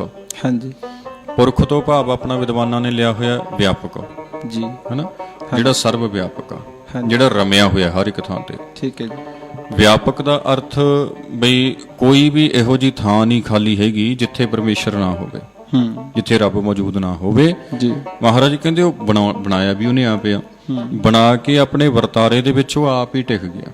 ਹਾਂਜੀ, ਤੇ ਜਦੋਂ ਉਹ ਸਾਰੇ ਵਰਤਾਰੇ ਦੇ ਵਿੱਚ ਟਿਕਿਆ ਹੋਇਆ, ਹਾਂਜੀ, ਤਾਂ ਟਿਕਿਆ ਹੋਇਆ ਪਰਮੇਸ਼ਰ ਉਚੇਚੀਆਂ ਥਾਵਾਂ ਤੇ, ਪਹਾੜਾਂ ਵਿੱਚ, ਨਦੀਆਂ ਕਿਨਾਰੇ ਜਾਂ ਹੋਰ ਥਾਵਾਂ ਤੇ ਨਹੀਂ ਬੈਠਾ, ਹੈਨਾ। ਉਹ ਸਾਰੀਆਂ ਕਣ ਕਣ ਵਿੱਚ, ਜ਼ਰਰੇ ਜ਼ਰਰੇ 'ਚ ਮੌਜੂਦ ਆ। ਕਰਤਾ ਪੁਰਖ ਨਿਰਭਉ। ਨਿਰਭਉ ਦਾ ਅਰਥ ਆਪਾਂ ਸਮਝਦੇ ਹੀ ਆ ਜੀ ਸਾਰੇ, ਜਿਹਨੂੰ ਭੈ ਕੋਈ ਨਹੀਂ ਜੀ, ਹੈਨਾ, ਡਰ ਕੋਈ ਨਹੀਂ। ਹਾਂਜੀ, ਹਾਂਜੀ, ਕਿਸੇ ਵੀ ਕਿਸਮ ਦਾ, ਕਿਸੇ ਕਿਸਮ ਦਾ ਉਹਨੂੰ ਕੋਈ ਡਰ ਨਹੀਂ। ਜਦੋਂ ਕੋਈ ਡਰੇ ਹੈ ਨਹੀਂ ਰੱਬ ਨੂੰ, ਫਿਰ ਮਤਲਬ ਇਹ ਆਖਣਾ ਜਾਂ ਇਹ ਸਮਝਣਾ ਵੀ ਮੈਂ 10 ਦਿਨ ਰੋਟੀ ਨਹੀਂ ਖਾਣੀ, ਰੱਬ ਡਰ ਜੂਗਾ, ਹੈਨਾ। ਵੀ ਮੈਂ ਪੈਰਾਂ 'ਚ ਜੁੱਤੀ ਲਾਤੀ, ਨੰਗੇ ਪੈਰੀ ਫਿਰਨਾ, ਮਤਲਬ ਏਦਾਂ ਸਾਡੇ ਕਰਨ ਨਾਲ ਰੱਬ ਡਰ ਜੂ, ਹੈਨਾ। ਜਾਂ ਮਤਲਬ ਵਸਤਰ ਨਹੀਂ ਪਹਿਨਣੇ, ਹੈਨਾ। ਇਹ ਸਾਰੀਆਂ ਚੀਜ਼ਾਂ ਉਸ ਵੇਲੇ ਤੱਕ ਆਪਣੇ ਲਈ ਕੀ ਅਰਥ ਰੱਖਦੀਆਂ ਨੇ, ਜਦੋਂ ਗੁਰੂ ਸਾਹਿਬ ਦੀ ਬਾਣੀ ਆਪਣੇ ਸਾਹਮਣੇ ਪਈ ਹੈ। ਮਹਾਰਾਜ ਕਹਿੰਦੇ ਨਿਰਭਉ ਤੇ ਭੈ ਤੋਂ ਰਹਿ, ਉਹਨੂੰ ਡਰਾਇਆ ਨਹੀਂ ਜਾ ਸਕਦਾ। ਤੁਸੀਂ ਇਹ ਨਹੀਂ ਕਹਿ ਸਕਦੇ ਵੀ ਅਸੀਂ 4 ਦਿਨ ਰੋਟੀ ਛੱਡ ਕੇ, ਹੈਨਾ, ਜਾਂ ਅਸੀਂ ਮਤਲਬ ਫਲਾਣੀ ਕਿਸੇ ਇੱਕ ਚੀਜ਼ ਦਾ ਤਿਆਗ ਕਰਕੇ ਖੌਰਾ ਰੱਬ ਸਾਡੇ ਸਾਹਮਣੇ ਪ੍ਰਗਟ ਹੋ ਜੂ। ਹਾਂਜੀ ਜਿਵੇਂ ਮਤਲਬ ਪਹਿਲੇ ਸਮਿਆਂ ਦੀਆਂ ਕਥਾ ਕਹਾਣੀਆਂ ਪ੍ਰਚਲਿਤ ਕੀਤੀਆਂ ਹੋਈਆਂ ਸੀ ਵੀ ਫਲਾਣੇ ਨੇ ਇੰਨੇ ਦਿਨ ਤਪ ਕੀਤਾ ਤਾਂ ਉਹ ਰੱਬ ਉਹਦੇ ਸਾਹਮਣੇ ਪ੍ਰਗਟ ਹੋ ਗਿਆ। ਉਹੀ ਚੀਜ਼ਾਂ ਕਿਸੇ ਨਾ ਕਿਸੇ ਰੂਪ ਦੇ ਵਿੱਚ ਥੋੜੇ ਬਹੁਤ ਫਰਕ ਨਾਲ ਗੁਰਮਤ ਵਿੱਚ ਪ੍ਰਚਲਿਤ ਕਰ ਦਿੱਤੀਆਂ ਗਈਆਂ ਹੈਨਾ। ਗੁਰਮਤ ਵਿੱਚ ਵੀ ਮਤਲਬ ਇਹ ਸਮਝਿਆ ਜਾਣ ਲੱਗ ਪਿਆ ਵੀ ਜੇ ਕੋਈ 5 ਦਿਨ 10 ਦਿਨ 15 ਦਿਨ ਐਂ ਕਰ ਲੂਗਾ ਤਾਂ ਰੱਬ ਉਹਦੇ ਸਾਹਮਣੇ ਪ੍ਰਗਟ ਹੋ ਜਾਊ। ਹਾਂਜੀ ਹਾਲਾਂਕਿ ਉਹ ਲੁਕਿਆ ਤਾਂ ਹੈ ਹੀ ਨਹੀਂ। ਪ੍ਰਗਟ ਤਾਂ ਉਹ ਤਾਂ ਹੋਵੇ ਜੇ ਲੁਕਿਆ ਹੋਵੇ। ਹਾਂਜੀ ਹਾਂਜੀ ਗੁਰੂ ਸਾਹਿਬ ਦੀ ਬਾਣੀ ਤਾਂ ਉਹਨੂੰ ਪ੍ਰਤੱਖੇ ਮੰਨਦੀ ਹੈ ਹਾਂਜੀ ਹੈਨਾ। ਤੂੰ ਸਭ ਨਹੀਂ ਥਾਈ। ਬਾਕੀ ਦੂਸਰੀ ਗੱਲ, ਚਲੋ ਉਂਝ ਤੁਹਾਡੀ ਗੱਲ ਵਧੀਆ ਚੱਲ ਰਹੀ ਸੀ ਸਪੀਡ ਨਾਲ। ਹਾਂਜੀ ਤੇ ਗੁਰਬਾਣੀ 'ਚ ਵੀ ਆਪਾਂ ਨੂੰ ਕਲੀਅਰ ਹੁੰਦਾ ਨਾ ਵੀ ਅਦ੍ਰਿਸ਼ਟ ਹੈ ਪ੍ਰਮਾਤਮਾ, ਦੇਖਿਆ ਜਾ ਹੀ ਨਹੀਂ ਸਕਦਾ। ਹਾਂਜੀ ਉਹ ਪਤਾ ਨਹੀਂ ਕਿਹੜੇ ਹਿਸਾਬ ਨਾਲ ਵੀ ਰੱਬ ਇਦਾਂ ਹੋਇਆ, ਰੱਬ ਦੇ ਦਰਸ਼ਨ ਹੋਏ, ਰੱਬ ਇੰਨੇ ਵਾਰੀ ਇਹਨੂੰ ਮਿਲਿਆ, 72 ਵਾਰ ਇਹਨੂੰ ਮਿਲਿਆ ਹਨਾ। ਉੱਥੇ ਬਹੁਤ ਭਗਤਾਂ ਨਾਲ ਜੋੜਤੀ। ਹਾਂਜੀ ਹਾਂਜੀ ਹਾਸੋਹੀਣੀਆਂ ਗੱਲਾਂ ਜਾਂ ਜਪਦੀਆਂ ਨੇ ਵੀ ਇੱਕ ਪਾਸੇ ਅਸੀਂ ਅਦ੍ਰਿਸ਼ਟ ਕਹੀ ਜਾਂਦੇ ਆ ਹਨਾ ਵੀ ਉਹਨਾਂ ਹੀ ਭਗਤਾਂ ਨੇ ਆਪਣੀ ਬਾਣੀ 'ਚ ਦ੍ਰਿਸ਼ਟ ਲਿਖਿਆ। ਹਾਂਜੀ ਜਿਨ੍ਹਾਂ ਨੂੰ ਦਰਸ਼ਨ ਕਰਾਇਆ। ਨਹੀਂ ਉਹ ਤਾਂ ਮੈਂ ਦੇਖੋ ਆਪੋ ਆਪਣਾ ਸਮਝਣ ਦਾ ਤਰੀਕਾ ਹੈ। ਜਿਵੇਂ ਭਗਤ ਧੰਨਾ ਜੀ ਜਾਂ ਹੋਰ ਵੀ ਚਲੋ 15 ਦੇ 15 ਭਗਤ ਜਨ ਹੋਰ ਜੋ ਵੀ ਹੋਇਆ, ਔਰ ਜਿਹੜਾ ਉਹਨਾਂ ਨੇ ਲਿਖਿਆ ਜਾਂ ਕਿਤੇ ਵੈਸੇ ਤੇ ਮਿਲਦਾ ਨਹੀਂ ਇਦਾਂ ਦਾ, ਚਲੋ ਜੇ ਹੈ ਵੀ ਹੈ ਤਾਂ ਉਹਨਾਂ ਨੇ ਇਸ ਗੱਲ ਨੂੰ ਪ੍ਰਤੱਖ ਸਮਝਿਆ। ਜਿਵੇਂ ਹੁਣ ਤੁਸੀਂ ਮੈਂ ਆਪਾਂ ਇੱਕ ਉੱਪਰੋਂ ਤਾਂ ਕਹਿ ਦਿੰਦੇ ਆ, ਜਿਵੇਂ ਆਪਾਂ ਨੂੰ ਕੋਈ ਕਹੇ ਵੀ ਆਹ ਕਾਰਜ ਵਧੀਆ ਕੀਤਾ ਜੀ ਤੁਸੀਂ, ਆਪਾਂ ਕਹਾਂਗੇ ਰੱਬ ਹੀ ਹੈ ਕਰਾਉਣ ਵਾਲਾ ਹਨਾ। ਪਰ ਆਪਣੀ ਅੰਦਰੋਂ ਜ਼ਮੀਰ ਬਹੁਤ ਘੱਟ ਲੋਕਾਂ ਦੀ ਹੈ ਜਿਹੜੀ ਅੰਦਰੋਂ ਕਹਿੰਦੇ ਆ ਵੀ ਰੱਬ ਹੀ ਕਰਵਾਉਂਦਾ। ਉਹਨਾਂ ਨੇ ਇਦਾਂ ਜਿਵੇਂ ਹੁਣ ਮੱਝਾਂ ਚਾਰਦੇ ਨੇ ਜਾਂ ਆਪਣੀ ਖੇਤੀ ਕਰਦੇ ਨੇ ਤਾਂ ਉਹ ਸੱਚਮੁੱਚ ਹੀ ਇਹ ਮਹਿਸੂਸ ਕਰਦੇ ਰਹੇ ਨੇ ਵੀ ਰੱਬ ਕਰ ਰਿਹਾ, ਮੈਂ ਨਹੀਂ ਕਰ ਰਿਹਾ, ਰੱਬ ਮੇਰੇ ਵਿੱਚ ਮੇਰੇ ਸਵਾਦ ਚੱਲਦੇ ਮੇਰੇ ਰਾਹੀਂ ਉਹੀ ਕਰ ਰਿਹਾ ਹੈ। ਇਸ ਤਰੀਕੇ ਦੇ ਨਾਲ ਤਾਂ ਆਪਾਂ ਮੰਨ ਸਕਦੇ ਹਾਂ ਵੀ ਭਗਤਾਂ ਨਾਲ ਸਾਰਿਆਂ ਦੇ ਕੰਮ, ਆਪਣੇ ਕੰਮ ਵੀ ਤੁਹਾਡੇ ਸਾਰਿਆਂ ਦੇ ਕੰਮ ਰੱਬ ਹੀ, ਜੇ ਆਪਣੇ ਅੰਦਰ ਜੋਤ ਚੱਲ ਰਹੀ ਹੈ, ਜਿਹੜੀ ਆਪਣੇ ਅੰਦਰ ਬੈਠੀ ਜੋਤ ਹੈ ਉਹੀ ਕਰਵਾ ਰਹੀ ਹੈ। ਆਪਾਂ ਬੋਲ ਰਹੇ ਹਾਂ ਜਾਂ ਸਰੋਤੇ ਸੁਣ ਰਹੇ ਆ, ਜੋ ਵੀ ਚੱਲ ਰਿਹਾ ਉਹਦੇ ਕਰਕੇ ਹੀ ਸਾਰਾ ਬ੍ਰਹਿਮੰਡ ਚੱਲ ਰਿਹਾ। ਉਹੀ ਗੱਲ ਆਪਾਂ ਪਹਿਲਾਂ ਕਰ ਰਹੇ ਸੀ ਨਾ ਵੀ ਜੇ ਉਹ ਸਾਡੇ 'ਚ ਹੈਗਾ ਤਾਂ ਹੀ ਅਸੀਂ, ਹਾਂਜੀ ਹਾਂਜੀ ਜੋ ਨਾ ਹੀ ਹੋਵੇ ਤਾਂ ਹਾਂਜੀ ਹਾਂਜੀ ਵੀ ਜੇ ਕਿਤੇ ਲਿਖਿਆ ਵੀ ਹੈ, ਮੇਰਾ ਭਾਵ ਵੀ ਭਗਤਾਂ ਨੇ, ਤਾਂ ਉਹ ਇਸ ਵਿਸ਼ੇ ਨਾਲ ਸੰਬੰਧਿਤ ਹੈ ਗੱਲ ਵੀ ਹਾਂ ਰੱਬ ਕਰ ਰਿਹਾ, ਉਹਦੇ 'ਚ ਕੋਈ ਸ਼ੱਕ ਨਹੀਂ। ਰੱਬ ਕਰ ਰਿਹਾ ਕਿਉਂਕਿ ਉਹਨਾਂ ਨੇ ਸਮਝੇ ਹੀ ਰੱਬ ਨੂੰ, ਸਮਝੇ ਹੀ ਰੱਬ ਹੈ ਜੀ ਹੈਨਾ। ਸਭ ਗੋਬਿੰਦ ਹੈ, ਸਭ ਗੋਬਿੰਦ ਹੈ, ਗੋਬਿੰਦ ਬਿਨ ਨਹੀਂ। ਤਾਂ ਉਹ ਜਦੋਂ ਸਭ ਗੋਬਿੰਦ ਨੂੰ ਹੀ ਸਮਝਦੇ ਨੇ, ਕੁਦਰਤੀ ਇਹੀ ਗੱਲ ਹੈ। ਤੋਹੀ ਮੋਹੀ ਮੋਹੀ ਤੋਹੀ ਅੰਦਰ ਕੈਸਾ ਕਿਤਨਾ ਹਾਂ ਸ਼ਬਦ। ਤਾਂ ਉਹ ਇਹਨਾਂ ਚੀਜ਼ਾਂ ਨੂੰ ਮਤਲਬ ਸਾਨੂੰ ਅਨੁਭਵ ਦੇ ਵਿੱਚ ਲੈ ਕੇ ਆਉਣਾ ਪੈਣਾ ਹੈ ਨਾ। ਹਾਂਜੀ ਇਹੀ ਉਹ ਚੀਜ਼ਾਂ ਨੇ ਜਿਹੜੀਆਂ ਆਪਣੇ ਮਨ ਦੇ ਵਿੱਚੋਂ ਹੰਕਾਰ ਨੂੰ ਖਤਮ ਕਰਨਗੀਆਂ। ਹਾਂਜੀ ਹਾਂਜੀ ਦੂਜਿਆਂ ਦੇ ਨਾਲੋਂ ਜੋ ਆਪਣਾ ਵਖਰੇਵਾ ਪੈ ਗਿਆ, ਫਰਕ ਪੈ ਗਿਆ, ਉਹ ਫਰਕ ਨੂੰ ਆਪਣੇ ਮਨ ਵਿੱਚੋਂ ਕੱਢਣ ਵਾਲੀਆਂ ਗੱਲਾਂ ਹੀ ਇਹੀ ਨੇ। ਇਹੀ ਆਪਾਂ ਗੁਰਬਾਣੀ ਤੋਂ ਸਮਝਣਾ ਸੀ ਹੈਨਾ। ਨਿਰਭਉ ਨਿਰਵੈਰ ਜੀ, ਨਿਰਵੈਰ ਤੋਂ ਭਾਵ ਅਰਥ ਵੀ ਵੈਰ ਹੈ ਕਿਸੇ ਨਾਲ ਦੀ। ਹਾਂਜੀ ਜਦੋਂ ਮਤਲਬ ਮੈਨੂੰ ਗੁਰੂ ਸਾਹਿਬ ਨੇ ਦੱਸਤਾ ਵੀ ਰੱਬ ਨਿਰਵੈਰ ਹੈ, ਮੈਨੂੰ ਇਹ ਪਤਾ ਚੱਲ ਗਿਆ ਵੀ ਰੱਬ ਦਾ ਮੇਰੇ ਨਾਲ ਵੈਰ ਨਹੀਂ ਹੈਨਾ, ਮੇਰੇ ਨਾਲ ਲੜਿਆ ਨਹੀਂ ਹੋਇਆ। ਹੁਣ ਮੰਨ ਲਓ ਆਪਾਂ ਦੁਨਿਆਵੀ ਤੌਰ ਤੇ ਇਹ ਗੱਲ ਨੂੰ ਸਮਝੀਏ, ਆਪਾਂ ਕਿਸੇ ਤੋਂ ਕੋਈ ਕੰਮ ਲੈਣਾ, ਹਾਂਜੀ, ਜੇ ਬੰਦੇ ਨਾਲ ਆਪਣੀ ਬਣਦੀ ਆ, ਹਾਂਜੀ, ਆਪਣਾ ਕੋਈ ਵੈਰ ਨਹੀਂ ਉਹਦੇ ਨਾਲ, ਹਾਂਜੀ, ਤਾਂ ਸਿੱਧੇ ਆਪਾਂ ਡਾਇਰੈਕਟਲੀ ਜਾਵਾਂਗੇ। ਹਾਂਜੀ ਦੂਜਾ ਬੰਦਾ ਉਦੋਂ ਪਾਉਣਾ ਪੈਂਦਾ ਹਾਂ ਜਦੋਂ ਆਪਣੀ ਨਾ ਹੋਵੇ। ਸਹੀ ਗੱਲ ਹੈ ਵੀ ਫਿਰ ਆਪਾਂ ਲੱਭਦੇ ਆਂ ਵੀ ਤੇਰੀ ਭਾਈ ਉਹਦੇ ਨਾਲ ਵੱਧ ਜਾਣ ਵਸਾਣਾ, ਤੂੰ ਗੱਲ ਕਰ। ਹਾਂਜੀ ਨਾ ਗੁਰੂ ਸਾਹਿਬ ਕਹਿੰਦੇ ਰੱਬ ਨਿਰਵੈਰ, ਉਹਦਾ ਵੈਰ ਹੀ ਕਿਸੇ ਨਾਲ ਨਹੀਂ। ਜਦੋਂ ਵੈਰ ਕਿਸੇ ਨਾਲ ਕੋਈ ਹੈ ਨਹੀਂ, ਸਾਨੂੰ ਵਿਚੋਲਾ ਪਾਉਣ ਦੀ ਕੀ ਲੋੜ। ਨਾਲੇ ਉਹ ਤਾਂ ਸੰਪਾਟ ਆਪਾਂ ਵੇਖੋ ਹਰ ਮਹੀਨੇ, ਭਾਵੇਂ ਕਿ ਸੰਗਰਾਂਦ ਮੱਸਿਆ ਪੂਰਨਮਾਸੀ ਕੋਈ ਗੁਰਮਤ ਦਾ ਦਿਹਾੜਾ ਨਹੀਂ, ਪਰ ਫਿਰ ਵੀ ਚਲੋ ਹਰ ਸੰਗਰਾਂਦ ਨੂੰ ਆਪਾਂ ਪੜ੍ਹਦੇ ਆਂ ਵਿੱਚ ਨਾ ਕੋਈ ਕਰ ਸਕੇ 12 ਮਾਹਾਂ ਦੇ ਵਿਚੋਲਾ ਕੋਈ ਵੀ ਤੁਸੀਂ ਕਰ ਨਹੀਂ ਸਕਦੇ ਭਾਈ ਉੱਥੇ ਤਾਂ। ਹਾਂ ਸਿੱਧਾ ਤੁਸੀਂ, ਕਿਉਂਕਿ ਉਹ ਹੈ ਹੀ ਆਪਣੇ ਅੰਦਰ ਹੈ ਜੀ ਜੀ ਜੀ ਜੀ ਹਨਾ। ਗੁਰੂ ਸਾਹਿਬ ਨੇ ਤੇ ਦੱਸਤਾ ਉਹ ਹੈ ਹੀ ਸਾਡੇ ਅੰਦਰ, ਫਿਰ ਉਹ ਯਤਨ ਹੀ ਆਪਾਂ ਨੂੰ ਕਰਨਾ ਪੈਣਾ। ਹਾਂਜੀ ਹਾਂਜੀ ਹਾਂਜੀ ਤਾਂ ਗੁਰੂ ਸਾਹਿਬ ਵੀ ਆਪਾਂ ਨੂੰ ਸਿਰਫ ਦੱਸ ਰਹੇ ਆ ਜੀ, ਯਤਨ ਤਾਂ ਉੱਥੇ ਵੀ ਆਪਾਂ ਨੂੰ ਇਹ ਕਰਨਾ ਪੈਣਾ। ਹਾਂ ਹਾਂ ਹੈਨਾ, ਇਹ ਨਹੀਂ ਹੈਗਾ ਵੀ ਯਤਨ ਕੋਈ ਹੋਰ ਕਰ ਜੂ ਆਪਣੀ ਥਾਂ ਤੇ ਆ ਕੇ। ਨਹੀਂ ਨਹੀਂ ਠੀਕ ਹੈ ਜੀ, ਟੀਚਰ ਦਾ ਮਤਲਬ ਵੀ ਬੱਚੇ ਨੂੰ ਸਮਝਾਉਣਾ ਜਾਂ ਦੱਸਣਾ। ਹੁਣ ਮਨੁੱਖ ਕੋਈ ਵੀ ਰਾਹ ਚੁਣ ਸਕਦਾ ਹੈ, ਮਾੜਾ ਵੀ ਚੰਗਾ ਵੀ। ਹੁਣ ਸਤਿਗੁਰੂ ਜੀ ਨੇ ਉਹੀ ਨਜ਼ਰੀਆ ਆਪਾਂ ਨੂੰ ਦਿੱਤਾ ਵੀ ਭਾਈ ਆਹ ਪਾਸੇ ਜੇ ਤੂੰ ਚੱਲੇਗਾ ਤਾਂ ਆਪਣਾ ਜੀਵਨ ਸੌਖੇ ਢੰਗ ਦੇ ਨਾਲ ਬਤੀਤ ਕਰੇਗਾ, ਸਵਰਗਾਂ ਦੀ ਜ਼ਿੰਦਗੀ ਮਾਣੇਗਾ, ਨਹੀਂ ਤੇ ਫਿਰ ਨਰਕਾਂ ਦੀ ਤੇ ਹੈ ਹੀ ਨਹੀਂ, ਤਾਂ ਫਿਰ ਜਿਹੋ ਜਿਹਾ ਹਨਾ। ਹਾਂਜੀ ਤਾਂ ਉਹ ਮਤਲਬ ਨਿਰਵੈਰ ਤੋਂ ਭਾਵ ਵੈਰ ਕਿਸੇ ਨਾਲ ਨਹੀਂ। ਜਦੋਂ ਸਾਨੂੰ ਇਹ ਪਤਾ ਚੱਲ ਗਿਆ ਵੀ ਸਾਡੇ ਨਾਲ ਰੱਬ ਦਾ ਕੋਈ ਵੈਰ ਨਹੀਂ, ਸਾਡੀ ਰੱਬ ਨਾਲ ਕੋਈ ਦੁਸ਼ਮਣੀ ਨਹੀਂ ਜੀ ਹੈਨਾ, ਤੋਹੀ ਮੋਹੀ ਮੋਹੀ ਤੋਹੀ ਅੰਤਰ ਕੈਸਾ, ਉਹ ਗੱਲ ਜਦੋਂ ਪਹਿਲਾਂ ਸਮਝ ਲਈ ਗਈ, ਫਿਰ ਆਪਾਂ ਰੱਬ ਤੋਂ ਡਰਾਂਗੇ ਕਿਉਂ ਹੈਨਾ ਜੀ। ਰੱਬ ਤੋਂ ਆਪਾਂ ਨੂੰ ਡਰਨ ਦੀ ਕੋਈ ਲੋੜ ਨਹੀਂ, ਰੱਬ ਸਰਵ ਵਿਆਪਕ ਹੈ, ਹਰ ਇੱਕ ਥਾਂ ਤੇ ਰਮਿਆ ਹੋਇਆ। ਰੱਬ ਦਾ ਨਾਂ ਲੈ ਕੇ ਆਪਾਂ ਨੂੰ ਵੀ ਕੋਈ ਨਾ ਲੁੱਟ ਸਕਦਾ ਨਾ ਡਰਾ ਸਕਦਾ ਹੈਨਾ। ਕੋਈ ਆ ਕੇ ਆਪਾਂ ਨੂੰ ਇਹ ਨਹੀਂ ਕਹਿ ਸਕਦਾ ਵੀ ਜੇ ਤੁਸੀਂ ਐ ਨਾ ਕੀਤਾ ਤੁਹਾਡਾ ਐ ਹੋ ਜੂ ਹੈਨਾ। ਅੱਜ ਫਲਾਣਾ ਦਿਨ ਹੈ ਜੀ, ਫਲਾਣੇ ਦਿਨ ਫਲਾਣੀ ਥਾਂ ਤੇ ਨਾ ਗਏ ਜਾਂ ਫਲਾਣੇ ਨੂੰ ਦਾਨ ਨਾ ਕੀਤਾ, ਹਨਾ। ਤਾਂ ਇਹਨਾਂ ਚੀਜ਼ਾਂ ਦਾ ਡਰ ਦੇ ਕੇ ਆਪਾਂ ਨੂੰ ਕੋਈ ਬੁੱਧੂ ਨਹੀਂ ਬਣਾ ਸਕਦਾ, ਨਹੀਂ ਬਣਾ ਸਕਦਾ ਜੀ। ਬਾਕੀ ਜੇ ਆਪਾਂ ਉਸ ਨਿਰਭਉ ਦੀ ਗੱਲ ਨੂੰ ਸਮਝਾਂਗੇ, ਗੁਰਬਾਣੀ ਦੇ ਵਿੱਚ ਉਸੇ ਦੀ ਗੱਲ ਕੀਤੀ ਹੋਈ ਹੈ, ਤਾਂ ਆਪਣੇ ਵੀ ਸਾਰੇ ਜਿਹੜੇ ਭੈ ਨੇ ਦੂਰ ਹੋ ਜਾਣਗੇ। ਨਿਰਭਉ ਜਪੈ ਸਗਲ ਭਉ ਮਿਟੈ। ਬਿਲਕੁਲ। ਹਾਂਜੀ ਹਾਂਜੀ, ਜਿਹੜੇ ਆਪਣੇ ਵਹਿਮ ਭਰਮ ਡਰ ਜੋ ਆਪਾਂ ਪਹਿਲਾਂ ਵੀ ਗੱਲ ਕਰ ਰਹੇ ਸੀ ਵੀ ਖੰਮਣੀਆਂ ਜਾਂ ਹੋਰ ਮੜੀਆਂ ਮਸਾਣੀਆਂ ਤੇ, ਇਹ ਸਭ ਕੁਝ ਆਪਣੇ ਮਨ ਦੇ ਵਿੱਚੋਂ ਤਦ ਨਿਕਲ ਸਕਦਾ ਹੈ ਜੇਕਰ ਅਸੀਂ ਗੁਰਬਾਣੀ ਨੂੰ ਸਮਝੀਏ ਜੀ। ਨਿਰਭਉ ਨਿਰਵੈਰ, ਅਗਲਾ ਸ਼ਬਦ ਹੈਗਾ ਜੀ ਅਕਾਲ ਮੂਰਤ ਜੀ, ਹਨਾ। ਅਕਾਲ ਤੋਂ ਭਾਵ ਆਪਾਂ ਸਾਰੇ ਜਾਣਦੇ ਹਾਂ ਸਮੇਂ ਦੇ ਹੋਣ ਤੋਂ, ਪ੍ਰਭਾਵ ਤੋਂ ਰਹਿਤ, ਹਾਂਜੀ, ਹਨਾ, ਜਿਹਦੇ ਉੱਪਰ ਸਮੇਂ ਦਾ ਕੋਈ ਪ੍ਰਭਾਵ ਨਹੀਂ। ਹਾਂਜੀ ਹਾਂਜੀ, ਕਾਲ ਸਮੇਂ ਨੂੰ ਆਖਿਆ ਜਾਂਦਾ, ਕਾਲ ਸਮੇਂ ਨੂੰ ਆਖਿਆ ਜਾਂਦਾ। ਆੜਾ ਉਹਦੇ ਅੱਗੇ ਨਾਵਾਚਕ ਅਗੇਤਰ ਰੂਪ ਦੇ ਵਿੱਚ ਲੱਗਿਆ ਹੋਇਆ, ਠੀਕ ਹੈ, ਜਿਹਨੇ ਉਹਨੂੰ ਮਤਲਬ ਸਮੇਂ ਦੀ ਵੰਡ ਤੋਂ ਪਰੇ ਕਰ ਦਿੱਤਾ। ਬਈ ਉਹ ਨਾ ਉਹਨੂੰ ਆਪਾਂ ਭੂਤ ਭਵਿੱਖ ਵਰਤਮਾਨ ਚ ਰੱਖ ਸਕਦੇ ਹਾਂ, ਨਾ ਉਹਨੂੰ ਆਪਾਂ ਅੱਜ ਕੱਲ ਪਰਸੋਂ ਚ ਰੱਖ ਸਕਦੇ ਹਾਂ, ਹੈਨਾ। ਮੂਰਤ ਤੋਂ ਭਾਵ ਮੂਰਤੀ ਨਹੀਂ ਹੈਗਾ, ਮੂਰਤ ਤੋਂ ਭਾਵ ਹਸਤੀ, ਠੀਕ ਹੈ ਜੀ। ਹਾਂ, ਵੀ ਪਰਮੇਸ਼ਰ ਦੀ ਹਸਤੀ। ਕਈ ਵੀਰ ਨਾ ਜਦੋਂ ਆਪਣੇ ਪੜ੍ਹਦੇ ਆ, ਉਹ ਮੂਰਤ ਤੋਂ ਭਾਵ ਪਤਾ ਨਹੀਂ ਮੂਰਤੀ ਸਮਝ ਲੈਂਦੇ ਆ। ਮੂਰਤੀਆਂ ਨੂੰ ਉਹਦੀ ਕੋਈ ਮੂਰਤ ਨਹੀਂ, ਇਦਾਂ ਵੀ ਅਰਥ ਕਰੇ ਜਾਂਦੇ। ਨਹੀਂ, ਇਹ ਤਾਂ ਗੱਲ ਵੱਖਰੀ ਹੈ ਜੀ। ਕਈ ਜਿਹੜੀਆਂ ਦੂਜੀਆਂ ਮੂਰਤੀਆਂ ਆਪਣੇ ਪੱਥਰ ਦੀਆਂ ਜੀ, ਉਹ ਵੀ ਸਮਝ ਲੈਂਦੇ ਆ। ਅੱਛਾ ਜੀ, ਮੈਂ ਸੁਣਿਆ ਕਈਆਂ ਤੋਂ ਜੀ, ਵਾਹਿਗੁਰੂ, ਹਾਂ ਖੁਦ ਮੈਂ ਸੁਣਿਆ, ਉਹ ਮੂਰਤ ਦੇ ਅਰਥ ਮੂਰਤੀ ਕੱਢ ਦਿੰਦੇ ਆ। ਕਮਾਲ ਦੀ ਗੱਲ ਹੈ ਜੀ। ਹਾਂਜੀ, ਕਈ ਵਾਰੀ ਇਹ ਸੁਣਨ ਚ ਆਇਆ ਮੂਰਤ ਤੋਂ ਮੂਰਤੀ। ਤਾਂ ਹੀ ਆਪਾਂ ਇਹ ਸਪਸ਼ਟ ਕਰ ਰਹੇ ਹਾਂ ਬਈ ਮੂਰਤ ਤੋਂ ਭਾਵ ਹਸਤੀ ਜੀ, ਠੀਕ ਹੈ। ਜਿਹੜੀ ਪਰਮੇਸ਼ਰ ਦੀ ਹਸਤੀ ਆ, ਗੁਰੂ ਸਾਹਿਬ ਨੇ ਜਿਹੜੇ ਰੱਬ ਨੂੰ ਮੰਨਿਆ, ਉਹ ਰੱਬ ਸਮੇਂ ਦੇ ਪ੍ਰਭਾਵ ਤੋਂ ਰਹਿਤ ਹੈ, ਹੈਨਾ। ਉਹਨੂੰ ਇਹ ਨਹੀਂ ਆਪਾਂ ਕਹਿ ਸਕਦੇ ਵੀ ਗੁਰੂ ਸਾਹਿਬ ਵਾਲਾ ਰੱਬ ਕਦੀ ਬੱਚਾ ਸੀ, ਨਾ ਸਮਝ ਸੀ, ਅੱਜ ਨੌਜਵਾਨ ਹੈ, ਹਨਾ, ਕੱਲ ਨੂੰ ਸਮਝਦਾਰ ਹੋਊਗਾ, ਫਿਰ ਬਜ਼ੁਰਗ ਹੋਊਗਾ। ਤਾਂ ਇਹ ਚੀਜ਼ਾਂ ਨਹੀਂ ਹੈਗੀਆਂ, ਕਿਉਂਕਿ ਇਹ ਤਾਂ ਸਮੇਂ ਦੇ ਆ ਗਈ ਨਾ। ਸਮੇਂ ਨੇ ਪ੍ਰਭਾਵ ਪਾਇਆ ਮਨੁੱਖ ਦਾ ਸਰੀਰ ਬਚਪਨ ਚ ਕਿਦਾਂ ਦਾ, ਜਵਾਨੀ ਚ, ਉਦੋਂ ਬਾਅਦ ਚ ਸਮੇਂ ਨੇ ਪ੍ਰਭਾਵ ਪਾਇਆ, ਬੁਢੇਪਾ ਹੋ ਜਾਣਾ, ਹਨਾ। ਫਿਰ ਦੂਜੀ ਗੱਲ, ਸਮੇਂ ਦਾ ਪ੍ਰਭਾਵ ਆਪਣੇ ਤੇ ਵੀ ਹੁੰਦਾ ਜੀ। ਆਪਾਂ ਵਿਆਹ 'ਚ ਜਾਈਏ, ਉੱਥੇ ਉਸ ਸਮੇਂ ਦਾ ਮਾਹੌਲ ਦਾ ਪ੍ਰਭਾਵ ਆਪਣੇ ਤੇ ਪੈਂਦਾ ਜੀ। ਆਪਾਂ ਉਦਾਂ ਦੇ ਬਣ ਜਾਂਦੇ ਹਾਂ, ਹਨਾ।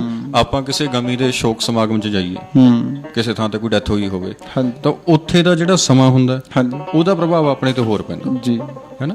ਪਰ ਜਿਹੜਾ ਪਰਮੇਸ਼ਰ ਹੈ, ਉਹਦੇ ਉੱਪਰ ਇਹ ਦੋਵੇਂ ਪ੍ਰਭਾਵ ਹੈ ਨਹੀਂ। ਖੁਸ਼ੀ ਗਮੀ ਦਾ ਵੀ ਕੋਈ, ਖੁਸ਼ੀ ਗਮੀ ਦਾ ਵੀ ਕੋਈ ਨਹੀਂ, ਸੁੱਖ ਦੁੱਖ ਦਾ ਵੀ ਕੋਈ ਨਹੀਂ, ਜੰਮਣ ਮਰਨ ਦਾ ਵੀ ਕੋਈ ਨਹੀਂ, ਹੈਨਾ।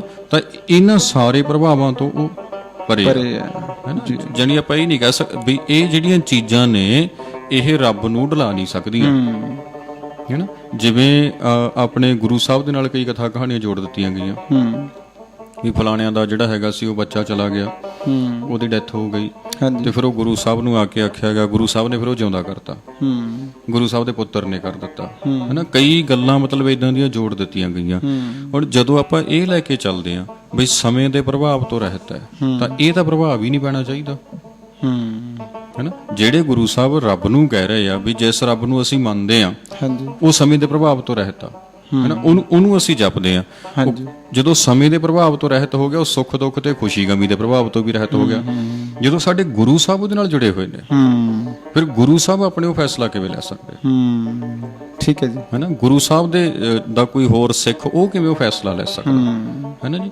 ਤਾਂ ਇਹ ਚੀਜ਼ਾਂ ਵੀ ਆਪਾਂ ਨੂੰ ਸਮਝਣੀਆਂ ਪੈਣੀਆਂ ਨੇ ਬਈ ਸਮਾਂ ਜਿਹੋ ਜਿਹਾ ਵੀ ਹੋਵੇ, ਅਸੀਂ ਸਮੇਂ ਦੇ ਪ੍ਰਭਾਵ ਤੋਂ ਰਹਿਤ ਤੋਂ ਇਹ ਸਮਝ ਲੈਣੀ ਹੈ ਬਈ ਆਪਾਂ ਵੀ ਆਪਣੀ ਬੁੱਧੀ ਦਾ ਇੱਕ ਬੈਲੈਂਸ ਬਣਾ ਕੇ ਰੱਖਣਾ, ਹੈਨਾ ਜੀ। ਠੀਕ ਹੈ ਜੀ। ਆਪਣੇ ਮਨ ਦਾ ਆਪਾਂ ਇੱਕ ਬੈਲੈਂਸ ਬਣਾ ਕੇ ਰੱਖਣਾ, ਜਿਸ ਬੈਲੈਂਸ ਦੇ ਹਿਸਾਬ ਨਾਲ ਵੀ ਸਮਾਂ ਕਿਹੋ ਜਿਹਾ ਵੀ ਹੋਵੇ, ਚੰਗਾ ਮਾੜਾ ਸਮਾਂ ਜ਼ਿੰਦਗੀ 'ਚ ਚੱਲਦਾ ਰਹਿੰਦਾ, ਸੁੱਖ ਦੁੱਖ ਦਾ ਸਮਾਂ ਜ਼ਿੰਦਗੀ ਚੱਲਦਾ ਰਹਿੰਦਾ, ਹਨਾ। ਆਉਂਦੇ ਹੀ ਰਹਿੰਦੇ ਨੇ, ਹਰ ਇੱਕ ਦੀ ਜ਼ਿੰਦਗੀ 'ਚ ਆਉਂਦੇ ਨੇ, ਕੋਈ ਵੀ ਨਹੀਂ ਇਹੋ ਜਿਹੀ ਜ਼ਿੰਦਗੀ 'ਚ ਨਾ ਆਏ ਹੋਣ। ਵੱਡੇ ਤੋਂ ਵੱਡੇ ਆਪਾਂ ਧਾਰਮਿਕ ਪੁਰਸ਼ਾਂ ਦੀ ਗੱਲ ਕਰ ਲਈਏ, ਗੁਰੂ ਸਾਹਿਬ ਦੀ ਗੱਲ ਕਰ ਲਈਏ, ਬੜੀ ਵਿਪਤਾ ਬੜੀ ਪੀੜ ਉਹਨਾਂ ਦੇ ਸਰੀਰ ਤੇ ਵੀ ਆਈ ਆ, ਤਾਂ ਇਹ ਚੱਲਦਾ ਰਹਿੰਦਾ। ਬਾਕੀ ਦੂਸਰੇ ਪਾਸੇ ਆਪਾਂ ਨੂੰ ਕੱਲਾ ਸੁੱਖ ਮੰਗਣ ਵਾਲੇ ਨੂੰ ਤਾਂ ਸਤਿਗੁਰੂ ਜੀ ਨੇ ਵੀ ਇਹ ਤਾਂ ਖਵਾ ਰਹੀ ਹੈ ਤੇਰਾ ਨਾਨਕ ਬੋਲਣ ਝੱਖਣਾ, ਹਾਂਜੀ ਹਾਂ, ਦੁੱਖ ਸੜ ਮੰਗਿਆ, ਹਾਂਜੀ ਹਾਂ। ਤਾਂ ਮਤਲਬ ਉਹ ਚੀਜ਼ਾਂ ਨੂੰ ਆਪਾਂ ਨੂੰ ਸਮਝ ਕੇ ਚੱਲਣਾ ਪੈਣਾ ਬਈ ਜੇ ਮੈਂ ਮੂਲ ਮੰਤਰ, ਹੁਣ ਦੇਖੋ ਕਈ ਬੰਦੇ ਮੂਲ ਮੰਤਰ ਦਾ ਜਾਪ ਹੀ ਇਸ ਵਾਸਤੇ ਕਰਦੇ ਨੇ ਮੇਰਾ ਫਲਾਣਾ ਦੁੱਖ ਕੱਟਿਆ ਜਾਏ, ਜਿਹੜੀ ਗੱਲ ਆਪਾਂ ਮਤਲਬ ਕਰਨ ਦੀ ਕੋਸ਼ਿਸ਼ ਕਰ ਰਹੇ ਹਾਂ, ਉਹ ਕਹਿੰਦੇ ਨੇ ਜੀ ਅਸੀਂ ਆ ਮਾਲਾ ਲੈ ਲਈ ਜੀ, ਅਸੀਂ ਇੰਨੀਆਂ ਮਾਲਾ ਫੇਰ ਰਹੇ ਵੀ ਸਾਡਾ ਫਲਾਣਾ ਦੁੱਖ ਕੱਟਿਆ ਜਾਏ ਜਾਂ ਸਾਡਾ ਫਲਾਣਾ ਇਹ ਹੋ ਜਾਏ। ਪਰ ਗੁਰੂ ਸਾਹਿਬ ਤਾਂ ਆਪਾਂ ਨੂੰ ਅਕਾਲ ਮੂਰਤ ਦੀ ਰਾਹੀਂ ਸਮਝ ਹੀ ਇਹ ਦੇ ਰਹੇ ਨੇ ਵੀ ਤੂੰ ਆਪਣਾ ਬੈਲੈਂਸ ਇਹੋ ਜਿਹਾ ਬਣਾ ਲਾ, ਆਪਣੀ ਮੱਤ ਦਾ ਆਪਣੀ ਬੁੱਧ ਦਾ ਬੈਲੈਂਸ ਉਹ ਬਣਾ ਲੈ ਵੀ ਤੂੰ ਇਹ ਚੀਜ਼ ਤੋਂ ਪਰੇ ਹੋ ਜੀ, ਇਹ ਤਾਂ ਜ਼ਿੰਦਗੀ 'ਚ ਚੱਲਦੀ ਰਹੂ। ਹਾਂਜੀ ਹਾਂਜੀ, ਹੈਨਾ। ਇਹ ਤਾਂ ਜ਼ਿੰਦਗੀ ਸਰੀਰ ਹੈ, ਸਰੀਰ ਨਾਲ ਜੁੜਿਆ ਸੁੱਖ ਦੁੱਖ ਹੈ, ਇਹਦਾ ਚੱਲਦਾ ਰਹਿਣਾ ਹੈ। ਸੰਸਾਰ 'ਚ ਕਿਹੜਾ ਇਹੋ ਜਿਹਾ ਬੰਦਾ ਜਿਹੜਾ ਅਰੋਗ ਆ? ਹਾਂਜੀ ਹੈਨਾ, ਕੋਈ ਵੀ ਹੈ ਨਹੀਂ। ਵੱਡੇ ਤੋਂ ਵੱਡੇ ਡਾਕਟਰਾਂ ਦੇ ਸਰੀਰ ਨੂੰ ਵੀ ਰੋਗ ਹੋਣੇ ਆ। ਤਾਂ ਬਾਕੀ ਨਾਲੇ ਜੇ ਦੁੱਖ ਨੇ ਜੀ ਤਾਈਓ ਆਪਾਂ ਸੁੱਖਾਂ ਨੂੰ ਵਧੀਆ ਮਹਿਸੂਸ ਕਰਦੇ ਆ। ਤੇ ਜਿਵੇਂ ਦਿਨ ਤੋਂ ਬਾਅਦ ਰਾਤ, ਰਾਤ ਤੋਂ ਬਾਅਦ ਦਿਨ, ਆਪਾਂ ਸੌਖੇ ਸ਼ਬਦਾਂ 'ਚ ਕਹਿ ਲਈਏ। ਤੇ ਜੇ ਕੋਈ ਕਵੇ ਵੀ ਦਿਨ ਹੀ ਰਹੇ ਰਾਤ ਹੋਵੇ ਨਾ, ਇਹ ਤਾਂ ਹੋ ਹੀ ਨਹੀਂ ਸਕਦਾ। ਜ਼ਿੰਦਗੀ 'ਚ ਦੁੱਖ ਵੀ ਭਾਈ ਆਉਣੇ ਆ। ਫਿਰ ਉਹਦੇ ਨਾਲ ਰਸ ਖਤਮ ਹੋ ਜੂ ਜੀ। ਜਿਹੜਾ ਆਪਾਂ ਫਨ ਕਰਦੇ ਆ, ਰਸ ਹੈ ਆਪਣੀ ਜ਼ਿੰਦਗੀ 'ਚ, ਆਨੰਦ ਬਣਿਆ ਹੋਇਆ, ਖਤਮ ਹੋ ਜਾਣਾ। ਹਨਾ, ਸੌਖੀ ਜਿਹੀ ਉਦਾਹਰਨ, ਆਪਾਂ ਰੋਜ਼ ਹੀ ਇੱਕ ਸਬਜ਼ੀ ਬਣਾ ਲਈਏ, ਸਵੇਰੇ ਵੀ ਸ਼ਾਮ ਵੀ, ਅਗਲੇ ਦਿਨ ਉਹ ਰਸ ਹੀ ਖਤਮ ਹੋ ਜਾਣਾ ਉਹਦੇ ਨਾਲ। ਹਾਂਜੀ ਹਾਂਜੀ, ਰਸ ਬਣੇ ਹੀ ਤਾਂ ਆ ਜੇ ਵਿਭਿੰਨਤਾ ਹੈਗੀ ਆ, ਵੰਨ-ਸੁਵੰਨਤਾ ਆਈ ਆਪਣੀ ਜ਼ਿੰਦਗੀ 'ਚ, ਹੈ ਨਾ। ਤਾਂ ਉਹ ਅਕਾਲ ਮੂਰਤ ਤੋਂ ਭਾਈ ਆਪਾਂ ਨੂੰ ਇਹ ਸਮਝ ਲੈਣੀ ਚਾਹੀਦੀ ਆ, ਹਨਾ। ਆਪਾਂ ਨੂੰ ਇਹ ਸਿੱਖਣਾ ਚਾਹੀਦਾ ਬਈ ਅਸੀਂ ਇਹਨਾਂ ਚੀਜ਼ਾਂ ਤੋਂ ਪਰੇ ਹੋਈਏ। ਠੀਕ ਹੈ, ਇਹ ਆਪਣੀ ਜ਼ਿੰਦਗੀ ਦਾ ਅੰਗ ਨੇ, ਹਿੱਸਾ ਨੇ, ਆਉਂਦੀਆਂ ਰਹਿਣਗੀਆਂ, ਪਰ ਆਪਾਂ ਇਹਨਾਂ 'ਚ ਖਚਤ ਹੋ ਕੇ ਇੱਥੋਂ ਤੱਕ ਹੀ ਸੀਮਿਤ ਨਹੀਂ ਹੋ ਜਾਣਾ। ਆਪਣਾ ਟੀਚਾ ਕੋਈ ਹੋਰ ਆ, ਆਪਣੀ ਮੰਜ਼ਿਲ ਕੋਈ ਹੋਰ ਹੈ, ਹਨਾ। ਅਕਾਲ ਮੂਰਤ ਅੱਗੇ ਹੈਗਾ ਜੀ ਅਜੂਨੀ। ਅਜੂਨੀ ਸ਼ਬਦ ਵੀ ਉਹੀ ਗੱਲ ਜਿਵੇਂ ਆਪਾਂ ਪਹਿਲਾਂ ਅਕਾਲ ਦੀ ਕੀਤੀ ਆ, ਜੂਨ ਦੇ ਅੱਗੇ ਐੜਾ ਅਗੇਤਰ ਨਾਵਾਚਕ, ਹਨਾ। ਉਹਨੇ ਅਜੂਨ ਨੂੰ ਅਜੂਨੀ ਬਣਾ ਦਿੱਤਾ, ਹਨਾ। ਤਾਂ ਅਜੂਨੀ ਤੋਂ ਭਾਵ ਜੂਨ ਤੋਂ ਰਹਿਤ, ਜਿਹੜੀਆਂ ਜੂਨਾਂ ਮੰਨੀਆਂ ਗਈਆਂ ਨੇ। ਠੀਕ ਹੈ ਜੀ, ਮੰਨੀਆਂ ਗਈਆਂ ਜੂਨਾਂ। ਕੋਈ 84 ਲੱਖ ਮੰਨਦਾ, ਕੋਈ ਕਿੰਨੀਆਂ ਮੰਨਦਾ, ਕੋਈ ਕਿੰਨੀਆਂ ਮੰਨਦਾ, ਪਰ ਗੁਰੂ ਸਾਹਿਬ ਨੇ ਕੋਈ ਪੱਕੀ ਗਿਣਤੀ ਨਹੀਂ ਮੰਨੀ। ਬਹੁਵਾਚਕ ਹੈ ਜੀ। ਬਹੁਵਚਨ ਰੂਪ ਦੇ ਵਿੱਚ ਇਹਨੂੰ ਵਰਤ ਲਿਆ ਗਿਆ। ਇਹਨੂੰ 84 ਲੱਖ ਤੇ ਗੁਰੂ ਸਾਹਿਬ ਨੇ ਮੋਹਰ ਨਹੀਂ ਲਾਈ। ਤਾਂ ਅਜੂਨੀ ਤੋਂ ਭਾਵ ਜੂਨਾਂ ਤੋਂ ਰਹਿਤ, ਜੋ ਕਿਸੇ ਵੀ ਜੂਨ 'ਚ ਨਹੀਂ, ਕਿਸੇ ਵੀ ਜੂਨ 'ਚ ਨਾ ਹੋ ਕੇ ਸਾਰੀਆਂ ਜੂਨਾਂ 'ਚ ਹੋਆ। ਇਹ ਵੀ ਕਮਾਲ ਦੀ ਗੱਲ ਆ। ਇੱਕ ਪਾਸੇ ਗੁਰੂ ਸਾਹਿਬ ਨੇ ਆਖਿਆ ਵੀ ਕਿਸੇ ਜੂਨ 'ਚ ਨਹੀਂ, ਅਜੂਨੀ ਹੈ। ਦੂਜੀ ਗੱਲ, ਜਿੰਨੀਆਂ ਜੂਨਾਂ ਨੇ, ਜਿੰਨੇ ਜੀਵ ਨੇ, ਉਹਨਾਂ ਸਾਰਿਆਂ 'ਚ ਹੀ ਹੋਆ, ਹੈਨਾ। ਇਹ ਵੀ ਆਪਾਂ ਨੂੰ ਸਮਝਣਾ ਪੈਣਾ ਵੀ ਸਾਡੇ ਗੁਰੂ ਸਾਹਿਬ ਰੱਬ ਨੂੰ ਜਨਮ ਮਰਨ ਤੋਂ ਰਹਿਤ ਮੰਨਦੇ ਆ। ਹਨਾ, ਭਰਮ ਭੂਲੇ ਨਰ ਕਰਤ ਕਚਰਾਇਣ, ਜਨਮ ਮਰਨ ਤੇ ਰਹਿਤ ਨਾਰਾਇਣ। ਉਹ ਕਹਿੰਦੇ ਵੀ ਜਨਮ ਮਰਨ ਤੋਂ ਰਹਿਤ ਹੈ ਭਾਈ, ਕਿਉਂਕਿ ਉਹ ਹੈ ਹੀ ਵਿਆਪਕ, ਹੈਨਾ। ਇੱਕ ਸ਼ਕਤੀ ਰੂਪ ਹੋ ਕੇ ਕਹ ਲੋ, ਮੁਖ ਜਲੋ ਜਿਤ ਕਹੇ ਠਾਕਰ ਜੋਨੀ, ਕਿੰਨੇ ਤਕੜੇ ਕਰੜੇ ਸ਼ਬਦ ਆਪਾਂ ਕਹਿ ਦਈਏ। ਬਿਲਕੁਲ, ਗੁਰੂ ਸਾਹਿਬ ਕਹਿੰਦੇ ਜੂਨਾਂ ਚ ਆਉਂਦੇ ਹੀ ਨਹੀਂ। ਤੇ ਆਪਾਂ ਮਤਲਬ ਆਖੀਏ ਬਈ ਰੱਬ ਜੰਮਿਆ ਸੀ, ਜਾਂ ਹਨਾ ਰੱਬ ਆਇਆ, ਜਾਂ ਰੱਬ ਦਾ ਕੋਈ ਪੱਕਾ ਜਨਮ ਦਿਨ ਤੈਅ ਕਰ ਲੈਣਾ ਤੇ ਉਹਨੂੰ ਸੈਲੀਬ੍ਰੇਟ ਕਰਨਾ, ਇਹ ਚੀਜ਼ਾਂ ਹੈਨਾ। ਤਾਂ ਇਹਨਾਂ ਚੀਜ਼ਾਂ ਤੋਂ ਗੁਰੂ ਸਾਹਿਬ ਨੇ ਕਿਉਂਕਿ ਜਿਹੜਾ ਜਨਮੇ ਆਉਣੇ ਫਿਰ ਇੱਕ ਨਾ ਇੱਕ ਦਿਨ ਮਰਨਾ ਵੀ ਹੈ ਨਾ। ਠੀਕ ਹੈ, ਕੋਈ ਵੀ ਜਿੰਨਾ ਜੋ ਉਪਜੋ ਸੋ ਬਿਨਸ ਹੈ, ਆਪਾਂ ਪੜ੍ਹਦੇ ਹਾਂ ਸਾਰੇ। ਬਿਲਕੁਲ, ਦਿਨ ਤੇ ਸਰਪਰ ਪੌਸੀ ਰਾਤ, ਰਹਿਣ ਗਈ ਫਿਰ ਹੋਏ ਪ੍ਰਭਾਤ। ਹਾਂਜੀ, ਫਿਰ ਰੱਬ ਮਾਫ ਕਰਿਓ, ਫਿਰ ਇਦਾਂ ਵੀ ਕਹਿਣਾ ਪਏਗਾ ਵੀ ਰੱਬ ਮਰ ਗਿਆ, ਹਨਾ। ਜਦੋਂ ਆਪਾਂ ਕਿਸੇ ਦੂਜਾ ਕਾਹੇ ਸਿਮਰ ਗਿਆ ਜੋ ਜੰਮਿਆ ਤੇ ਮਰ ਜਾਏ। ਚਲੋ ਪੰਕਤੀ ਪਰੇ ਦੀ ਹੈ ਇਹ, ਗੁਰਬਾਣੀ ਦੀ ਹੈ ਨਹੀਂ ਜੀ। ਹਾਂਜੀ, ਤਾਂ ਮਤਲਬ ਉਹ ਪਰਮੇਸ਼ਰ ਜਿਹੜਾ ਹੈ ਮਤਲਬ ਹੈਗਾ, ਸਰਬ ਵਿਆਪਕ ਹੈ, ਹਰ ਥਾਂ ਤੇ ਰਮਿਆ ਹੋਇਆ, ਪਰ ਉਹ ਜੂਨਾਂ ਤੋਂ ਰਹਿਤ ਹੈ, ਹੈਨਾ। ਕਿਸੇ ਖਾਸ ਜੂਨੀ 'ਚ ਨਹੀਂ, ਹੈਨਾ। ਤਾਂ ਇਹਦਾ ਮਤਲਬ ਇਹ ਹੈ ਬਈ ਜਿਹੜੀ ਇੱਕ ਪੱਥਰ ਜੂਨੀ ਆ, ਤੁਸੀਂ ਇਹ ਨਾ ਸਮਝ ਲਓ ਵੀ ਸਿਰਫ ਪੱਥਰ 'ਚ ਹੀ ਹੈ, ਠੀਕ ਹੈ, ਹੈਨਾ ਜੀ। ਜਾਂ ਮਤਲਬ ਕਿਸੇ ਖਾਸ ਇੱਕ ਮਨੁੱਖ 'ਚ ਅਜੂਨੀ ਹੈ, ਉਹ ਜੂਨ ਤੋਂ ਰਹਿਤ ਆ, ਹੈਨਾ। ਪਰ ਉਹ ਵਿਆਪਕ ਸਾਰੀਆਂ ਥਾਵਾਂ ਤੇ। ਮਤਲਬ ਇਹ ਵੀ ਇੱਕ ਸਿਧਾਂਤ ਗੁਰੂ ਸਾਹਿਬ ਦਾ ਕਮਾਲ ਜਿਹਾ ਹੀ ਆ। ਇੱਕ ਪਾਸੇ ਉਹਨੂੰ ਸਰਬ ਵਿਆਪਕ ਆਖਿਆ ਗੁਰੂ ਸਾਹਿਬ ਨੇ, ਇੱਕ ਪਾਸੇ ਜੂਨਾਂ ਤੋਂ ਰਹਿਤ ਆਖਿਆ। ਤਾਂ ਆਪਾਂ ਮਤਲਬ ਇਹ ਨਹੀਂ ਆਖਣਾ ਬਈ ਕੋਈ ਫਲਾਣਾ ਇੱਕੋ ਹੀ ਸੀ ਜੀ, ਜਿਹੜਾ ਰੱਬ ਦਾ ਅਵਤਾਰ ਸੀ ਤੇ ਉਹ ਆਇਆ ਤੇ ਉਹ ਚਲਾ ਗਿਆ, ਹੈਨਾ। ਇਹਨਾਂ ਚੀਜ਼ਾਂ ਨੂੰ ਗੁਰੂ ਸਾਹਿਬ ਨੇ ਬਿਲਕੁਲ ਵੀ ਸਵੀਕਾਰ ਨਹੀਂ ਕੀਤਾ।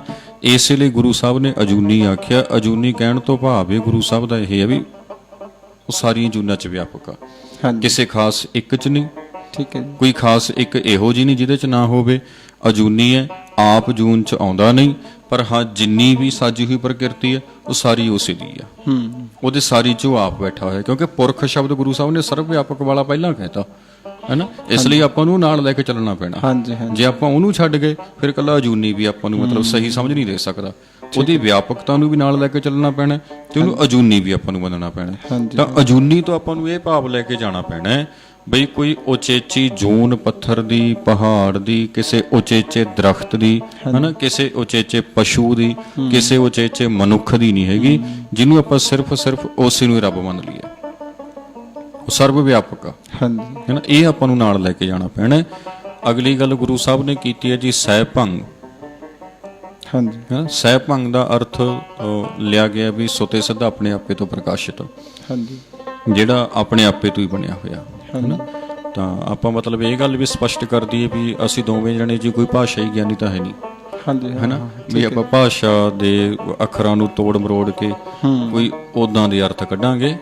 ਅਸੀਂ ਸਿੱਧੀ ਜੀ ਗੱਲ ਸਮਝਣ ਦੀ ਕੋਸ਼ਿਸ਼ ਕਰ ਰਹੇ ਹਾਂ। ਚਲੋ ਜਿੰਨੀ ਕੁ ਸਮਝ ਆ ਉਨੀ ਕੁ ਆਪ ਜੀ ਦੇ ਨਾਲ ਸਾਂਝੀ ਕਰਦੇ ਹਾਂ, ਉਨੀ ਕੁ ਗੱਲ ਆਪਾਂ ਸਾਂਝੀ ਕਰ ਰਹੇ ਹਾਂ। ਤਾਂ ਮਤਲਬ ਸਹਿ ਭੰਗ ਦਾ ਅਰਥ ਵਿਦਵਾਨ ਧਾਤੂਆਂ ਵੱਲ ਤੁਰ ਪੈਂਦੇ ਆ, ਉਹਨਾਂ ਸੰਸਕ੍ਰਿਤ ਭਾਸ਼ਾ ਦੇ ਫਲਾਣੇ ਧਾਤੂ ਤੋਂ ਬਣਿਆ ਹੋਇਆ ਸ਼ਬਦ ਆ, ਤਾਂ ਆਪਾਂ ਉਸ ਪਾਸੇ ਨਹੀਂ ਜਾਂਦੇ।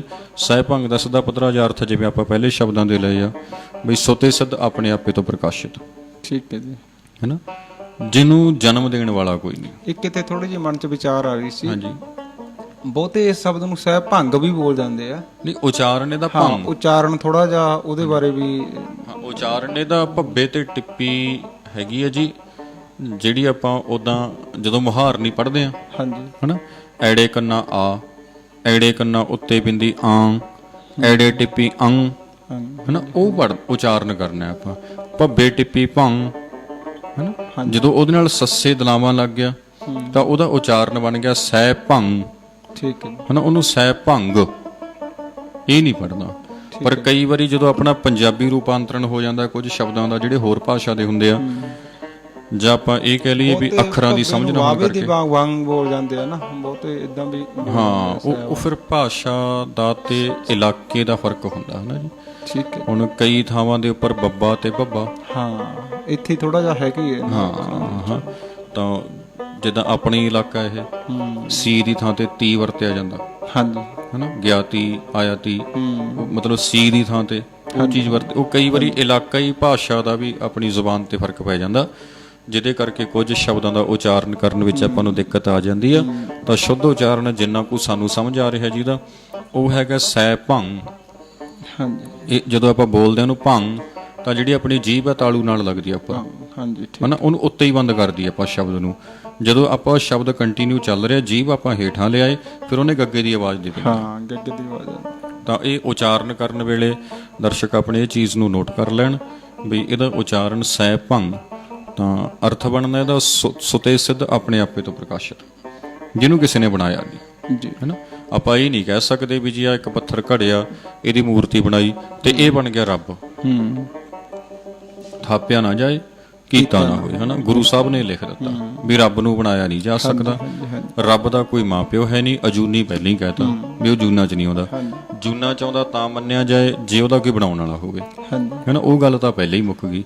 ਤਾਂ ਫਿਰ ਗੁਰੂ ਸਾਹਿਬ ਨੂੰ ਸਹਿ ਭੰਗ ਇਸ ਲਈ ਲਿਖਣਾ ਪਿਆ ਵੀ ਗੁਰੂ ਸਾਹਿਬ ਕਹਿਣ ਲੱਗੇ ਭਾਈ ਸੁਤੇ ਸਿੱਧ ਆਪਣੇ ਆਪੇ ਤੋਂ ਹੀ ਪ੍ਰਕਾਸ਼ਿਤ ਆ। ਉਹ ਅੱਗੇ ਦੀ ਅੱਗੇ ਉਹੀ ਚੱਲੀ ਜਾ ਰਿਹਾ ਜੀ, ਹੈ ਨਾ। ਹੁਣ ਜਿਵੇਂ ਇੱਕ ਮਤਲਬ ਦਰਖਤ ਆ, ਨਿੰਮ ਹੈ ਜੀ, ਉਹਨੂੰ ਨਮੋਲੀ ਲੱਗ ਗਈ, ਅੱਗੇ ਨਮੋਲੀ ਤੋਂ ਫੇਰ ਨਿੰਮ ਹੋ ਗਿਆ, ਨਿੰਮ ਤੋਂ ਫੇਰ ਉਹਦੀ ਨਮੋਲੀ, ਫੇਰ ਅੱਗੇ ਉਹਦਾ, ਉਹ ਚੀਜ਼ ਆਪਣੇ ਆਪੇ ਤੋਂ ਸੁਤੇ ਸਿੱਧੇ ਚੱਲੀ ਜਾ ਰਹੀ ਆ, ਉਹ ਨਿਰੰਤਰ ਇੱਕ ਰਸ ਜਾਰੀ ਆ। ਇਦਾਂ ਹੀ ਆਪਣੀ ਮਨੁੱਖੀ ਸ਼੍ਰੇਣੀ ਆ, ਇਦਾਂ ਹੀ ਬਾਕੀ ਜੀਵ ਜੰਤੂ ਬਨਸਪਤੀ ਆ ਸਾਰੀ, ਉਹ ਸੁਤੇ ਸਿੱਧ ਪਰਮੇਸ਼ਰ ਦੇ ਸਾਜੇ ਹੁਕਮ 'ਚ ਚੱਲੀ ਜਾ ਰਹੀ ਆ, ਹਨਾ।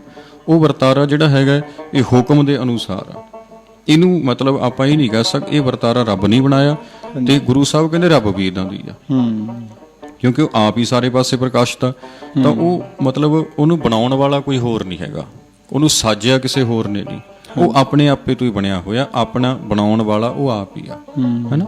ਇਸ ਲਈ ਸਾਨੂੰ ਇੱਕ ਅਦੁੱਤੀ ਪਰਮੇਸ਼ਰ ਨੂੰ ਛੱਡ ਕੇ ਕਿਸੇ ਹੋਰ ਪਾਸੇ ਨਹੀਂ ਦੌੜਨਾ ਚਾਹੀਦਾ, ਹਾਂਜੀ, ਹੈਨਾ ਜੀ।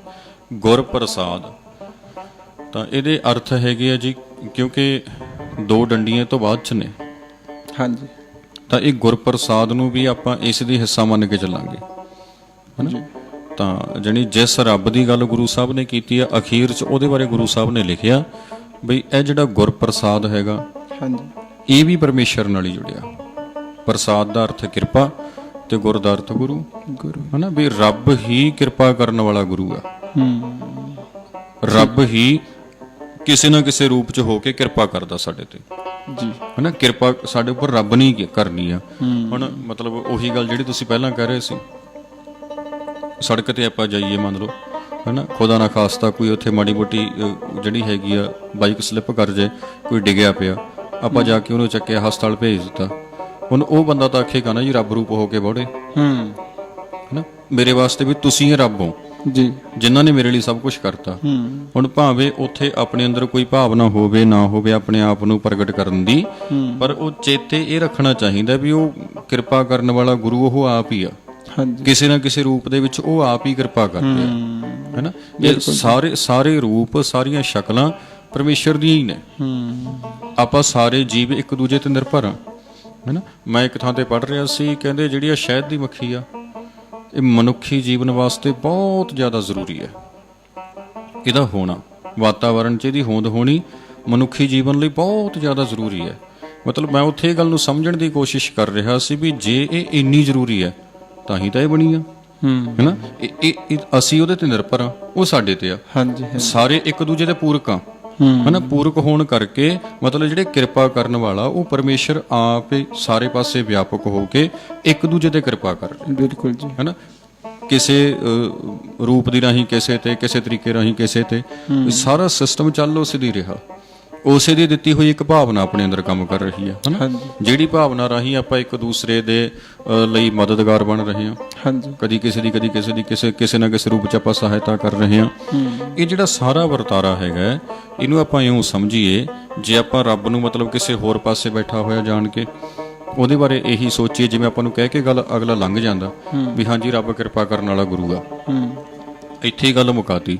ਹੁਣ ਇਦੋਂ ਅੱਗੇ ਨਾ ਤਾਂ ਅਗਲੇ ਨੇ ਗੱਲ ਸਪਸ਼ਟ ਕੀਤੀ, ਨਾ ਆਪਾਂ ਸਮਝਣ ਦੀ ਕੋਸ਼ਿਸ਼ ਕੀਤੀ, ਤਾਂ ਫਿਰ ਜ਼ਿਆਦਾਤਰ ਸਰੋਤੇ ਕੀ ਹੁੰਦਾ, ਜਦੋਂ ਕਥਾ ਸਮਾਗਮਾਂ 'ਚ ਆਪਾਂ ਜਾਂਦੇ ਹਾਂ, ਦੀਵਾਨਾਂ 'ਚ ਆਮ ਤੌਰ ਤੇ ਦੇਖਦੇ ਹਾਂ, ਉੱਥੇ ਇਹ ਬਹੁਤ ਵੱਡੀ ਇੱਕ ਘਾਟ ਰਹਿ ਜਾਂਦੀ ਆ ਵੀ ਜਦੋਂ ਗੱਲ ਇੱਥੇ ਹੀ ਬੰਦ ਕਰ ਦਿੱਤੀ, ਫਿਰ ਉਹ ਸਮਝ ਲੈਂਦੇ ਆ ਵੀ ਠੀਕ ਹੈ ਜੀ ਰੱਬ ਕਿਸੇ ਥਾਂ ਤੇ ਬੈਠਾ ਜਿਹੜਾ ਕਿਰਪਾ ਕਰੂ, ਹੈਨਾ। ਫਿਰ ਸਾਨੂੰ ਮਤਲਬ ਉਹਦੇ ਅੱਗੇ ਜਿਹੜੀ ਹੈਗੀ ਆ ਗੋਡੇ ਟੇਕਣੇ ਪੈਣੇ ਆ, ਹੈਨਾ।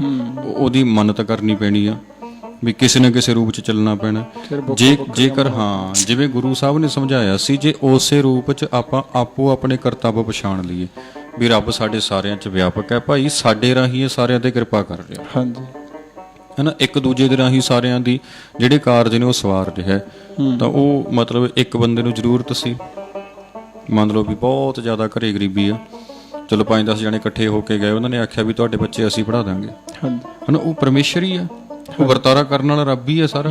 ਹੁਣ ਜੇ ਇਸ ਰੂਪ ਦੇ ਵਿੱਚ ਆਪਾਂ ਇਹ ਗੱਲ ਨੂੰ ਸਮਝੀਏ, ਇਹ ਨੁਕਤੇ ਨੂੰ ਸਮਝੀਏ, ਤੇ ਇਹ ਨੁਕਤਾ ਆਪਾਂ ਇਸੇ ਰੂਪ 'ਚ ਦੁਨੀਆ 'ਚ ਲਾਗੂ ਕਰੀਏ, ਤਾਂ ਇਹ ਗੁਰਪ੍ਰਸਾਦ ਦਾ ਨੁਕਤਾ ਆਪਾਂ ਨੂੰ ਕਿੰਨੀ ਵਧੀਆ ਸੇਧ ਦੇ ਸਕਦਾ ਹੈ ਨਾ। ਬਿਲਕੁਲ ਜੀ, ਕਿੰਨੀ ਚੰਗੀ ਆਪਾਂ ਨੂੰ ਅਗਵਾਈ ਦੇ ਸਕਦਾ।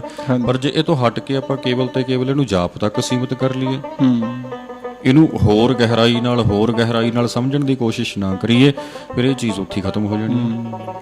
ਠੀਕ ਹੈ ਜੀ, ਹੈ ਨਾ ਜੀ, ਉੱਥੇ ਰਹਿ ਜਾਣੀ ਆ। ਸੋ ਇਹ ਤਾਂ ਸੰਖੇਪ ਜਿਹੇ 'ਚ ਆਪਾਂ ਅੱਜ ਕੋਸ਼ਿਸ਼ ਕੀਤੀ ਆ ਬਈ ਆਪਾਂ ਮੰਗਲਾਚਰਨ ਜਿਹੜਾ ਜਪ ਬਾਣੀ ਦਾ ਗੁਰੂ ਗ੍ਰੰਥ ਸਾਹਿਬ ਦੇ ਆਰੰਭ 'ਚ ਕੀਤਾ ਹੋਇਆ, ਬਈ ਆਪਾਂ ਉਹਨੂੰ ਸਮਝ ਲਈਏ, ਹੈ ਨਾ। ਇਸ ਤੋਂ ਅੱਗੇ ਆਪਣਾ ਸ਼ੁਰੂ ਹੋ ਜਾਂਦਾ ਜਪ ਤੋਂ ਜਿਹੜਾ ਹੈਗਾ ਸ਼ਲੋਕ, ਹਾਂਜੀ।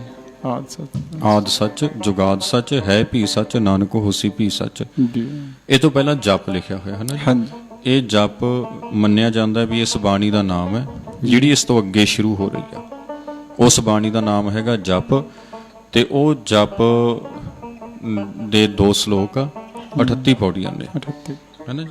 ਤਾਂ ਹੁਣ ਉਹ ਜਦੋਂ ਆਮ ਤੌਰ ਤੇ ਆਪਾਂ ਇੱਕ ਗੱਲ ਚਲੋ ਇੱਥੇ ਕਰ ਲਈਏ, ਸਰੋਤਿਆਂ ਦੇ ਦਰਸ਼ਕਾਂ ਦੇ ਧਿਆਨ 'ਚ ਲਿਆ ਦਈਏ, ਖੋਜ ਕਰ ਲੈਣਗੇ ਜਦੋਂ ਤੱਕ ਆਪਾਂ ਅਗਲੇ ਸੋਮਵਾਰ ਨੂੰ ਜੁੜ ਕੇ ਬੈਠਣਾ, ਅਗਲੇ ਐਤਵਾਰ ਨੂੰ ਸੌਰੀ, ਤਾਂ ਉਹ ਜਦੋਂ ਬੈਠਣਾ ਆਪਾਂ, ਤਾਂ ਗੁਰੂ ਗ੍ਰੰਥ ਸਾਹਿਬ ਦੀਆਂ ਜਿਹੜੀਆਂ ਵਾਰਾਂ ਨੇ, ਹਾਂਜੀ, ਪੌੜੀ ਰੂਪ 'ਚ ਨੇ, ਉਹਨਾਂ ਨਾਲ ਸ਼ਲੋਕ ਨੇ, ਹੈ ਨਾ ਜੀ।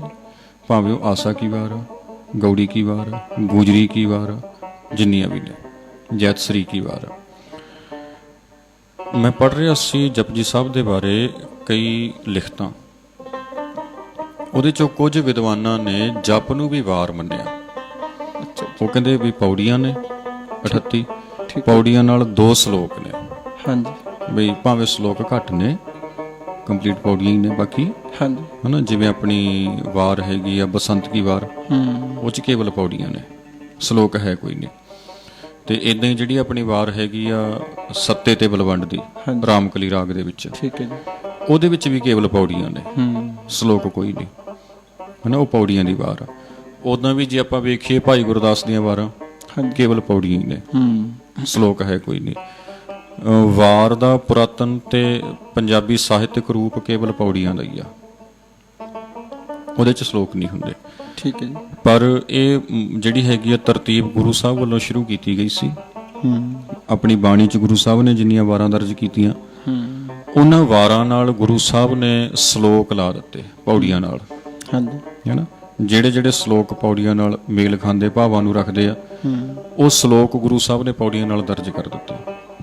ਉੱਥੇ ਆ ਕੇ ਗੁਰੂ ਸਾਹਿਬ ਨੇ ਥੋੜਾ ਜਿਹਾ ਡਿਫਰੈਂਸ਼ੀਏਟ ਫਰਕ ਪਾ ਦਿੱਤਾ ਬਾਕੀ ਜਿਹੜੀਆਂ ਆਮ ਪੰਜਾਬੀ ਸਾਹਿਤ ਵਿੱਚ ਮਿਲਦੀਆਂ ਵਾਰਾਂ ਉਹਨਾਂ ਨਾਲੋਂ। ਗੁਰਬਾਣੀ ਦੀਆਂ ਵਾਰਾਂ ਦਾ ਹੀ ਫਰਕ ਆ, ਹੈ ਨਾ ਜੀ। ਠੀਕ ਹੈ ਵੀ ਇਹਦੇ 'ਚ ਵਾਰਾਂ 'ਚ ਨਾਲ ਸ਼ਲੋਕ ਨੇ, ਬਾਕੀ ਥਾਵਾਂ ਤੇ ਹਨਗੇ ਨਹੀਂ। ਤੇ 2 ਵਾਰਾਂ ਗੁਰੂ ਗ੍ਰੰਥ ਸਾਹਿਬ ਦੀ ਵੀ ਇਹੋ ਜਿਹੀਆਂ ਨੇ ਜਿਨ੍ਹਾਂ 'ਚ ਸ਼ਲੋਕ ਹੈ ਨਹੀਂ, ਹੈ ਨਾ। ਭਾਈ ਸੱਤੇ ਤੇ ਬਲਵੰਡ ਦੀ ਵਾਰ ਤੇ ਬਸੰਤ ਕੀ ਵਾਰ ਮਹਲ 5ਵਾਂ ਦੀ। ਹੁਣ ਜਪ ਬਾਣੀ 38 ਪੌੜੀਆਂ ਦੀ ਆ। ਹਾਂਜੀ। ਤੇ ਇਹਦੇ 'ਚ 2 ਸ਼ਲੋਕ ਨੇ, ਇੱਕ ਆਰੰਭ 'ਚ ਇੱਕ ਅੰਤ 'ਚ। ਹਾਂਜੀ। ਇੱਥੇ ਥੋੜੀ ਜੀ ਗੱਲ ਆਪਣੇ ਸਰੋਤੇ ਵੀ ਨੋਟ ਕਰ ਲੈਣ ਵੀ ਇਹ ਦੋਵੇਂ ਹੀ ਸ਼ਲੋਕ ਥੋੜੇ ਥੋੜੇ ਫਰਕ ਨਾਲ ਗੁਰੂ ਗ੍ਰੰਥ ਸਾਹਿਬ 'ਚ ਆਪਾਂ ਨੂੰ ਮਿਲਦੇ ਆ, ਹੈ ਨਾ ਜੀ। ਜਿਹੜਾ ਪਹਿਲਾ ਸ਼ਲੋਕ ਹੈ ਆਦ ਸੱਚ ਜੁਗਾਦ ਸੱਚ, ਇਹ ਆਪਾਂ ਨੂੰ ਸੁਖਮਨੀ ਬਾਣੀ 'ਚ ਮਿਲ ਜਾਂਦਾ। ਇਹੀ ਸਰੂਪ ਆ, ਥੋੜਾ ਜਿਹਾ ਬਦਲਿਆ ਹੋਇਆ। ਉੱਥੇ ਆਪਾਂ ਨੂੰ ਮਿਲ ਜਾਂਦਾ ਬਈ ਆਦ ਸੱਚ ਜੁਗਾਦ ਸੱਚ ਹੈ ਭੀ ਸੱਚ ਹੈ ਭੇ ਸੱਚ, ਹੈ ਨਾ। ਜਪ ਬਾਣੀ ਦੇ ਵਿੱਚ ਆਪਾਂ ਨੂੰ ਹੈ ਭੀ ਮਿਲਦਾ, ਉੱਥੇ ਆਪਾਂ ਨੂੰ ਹੈ ਭੇ ਮਿਲਦਾ। ਤੇ ਦੂਜੇ ਪਾਸੇ ਜਿਹੜਾ ਆਪਣਾ ਅਗਲਾ ਸ਼ਲੋਕ ਹੈਗਾ ਪਵਨ ਗੁਰੂ ਪਾਣੀ ਪਿਤਾ, ਇਹ ਵੀ ਆਪਾਂ ਨੂੰ ਮਿਲ ਜਾਂਦਾ ਮਹਲਾ ਦੂਜਾ ਦਾ, ਹੈ ਨਾ ਜੀ।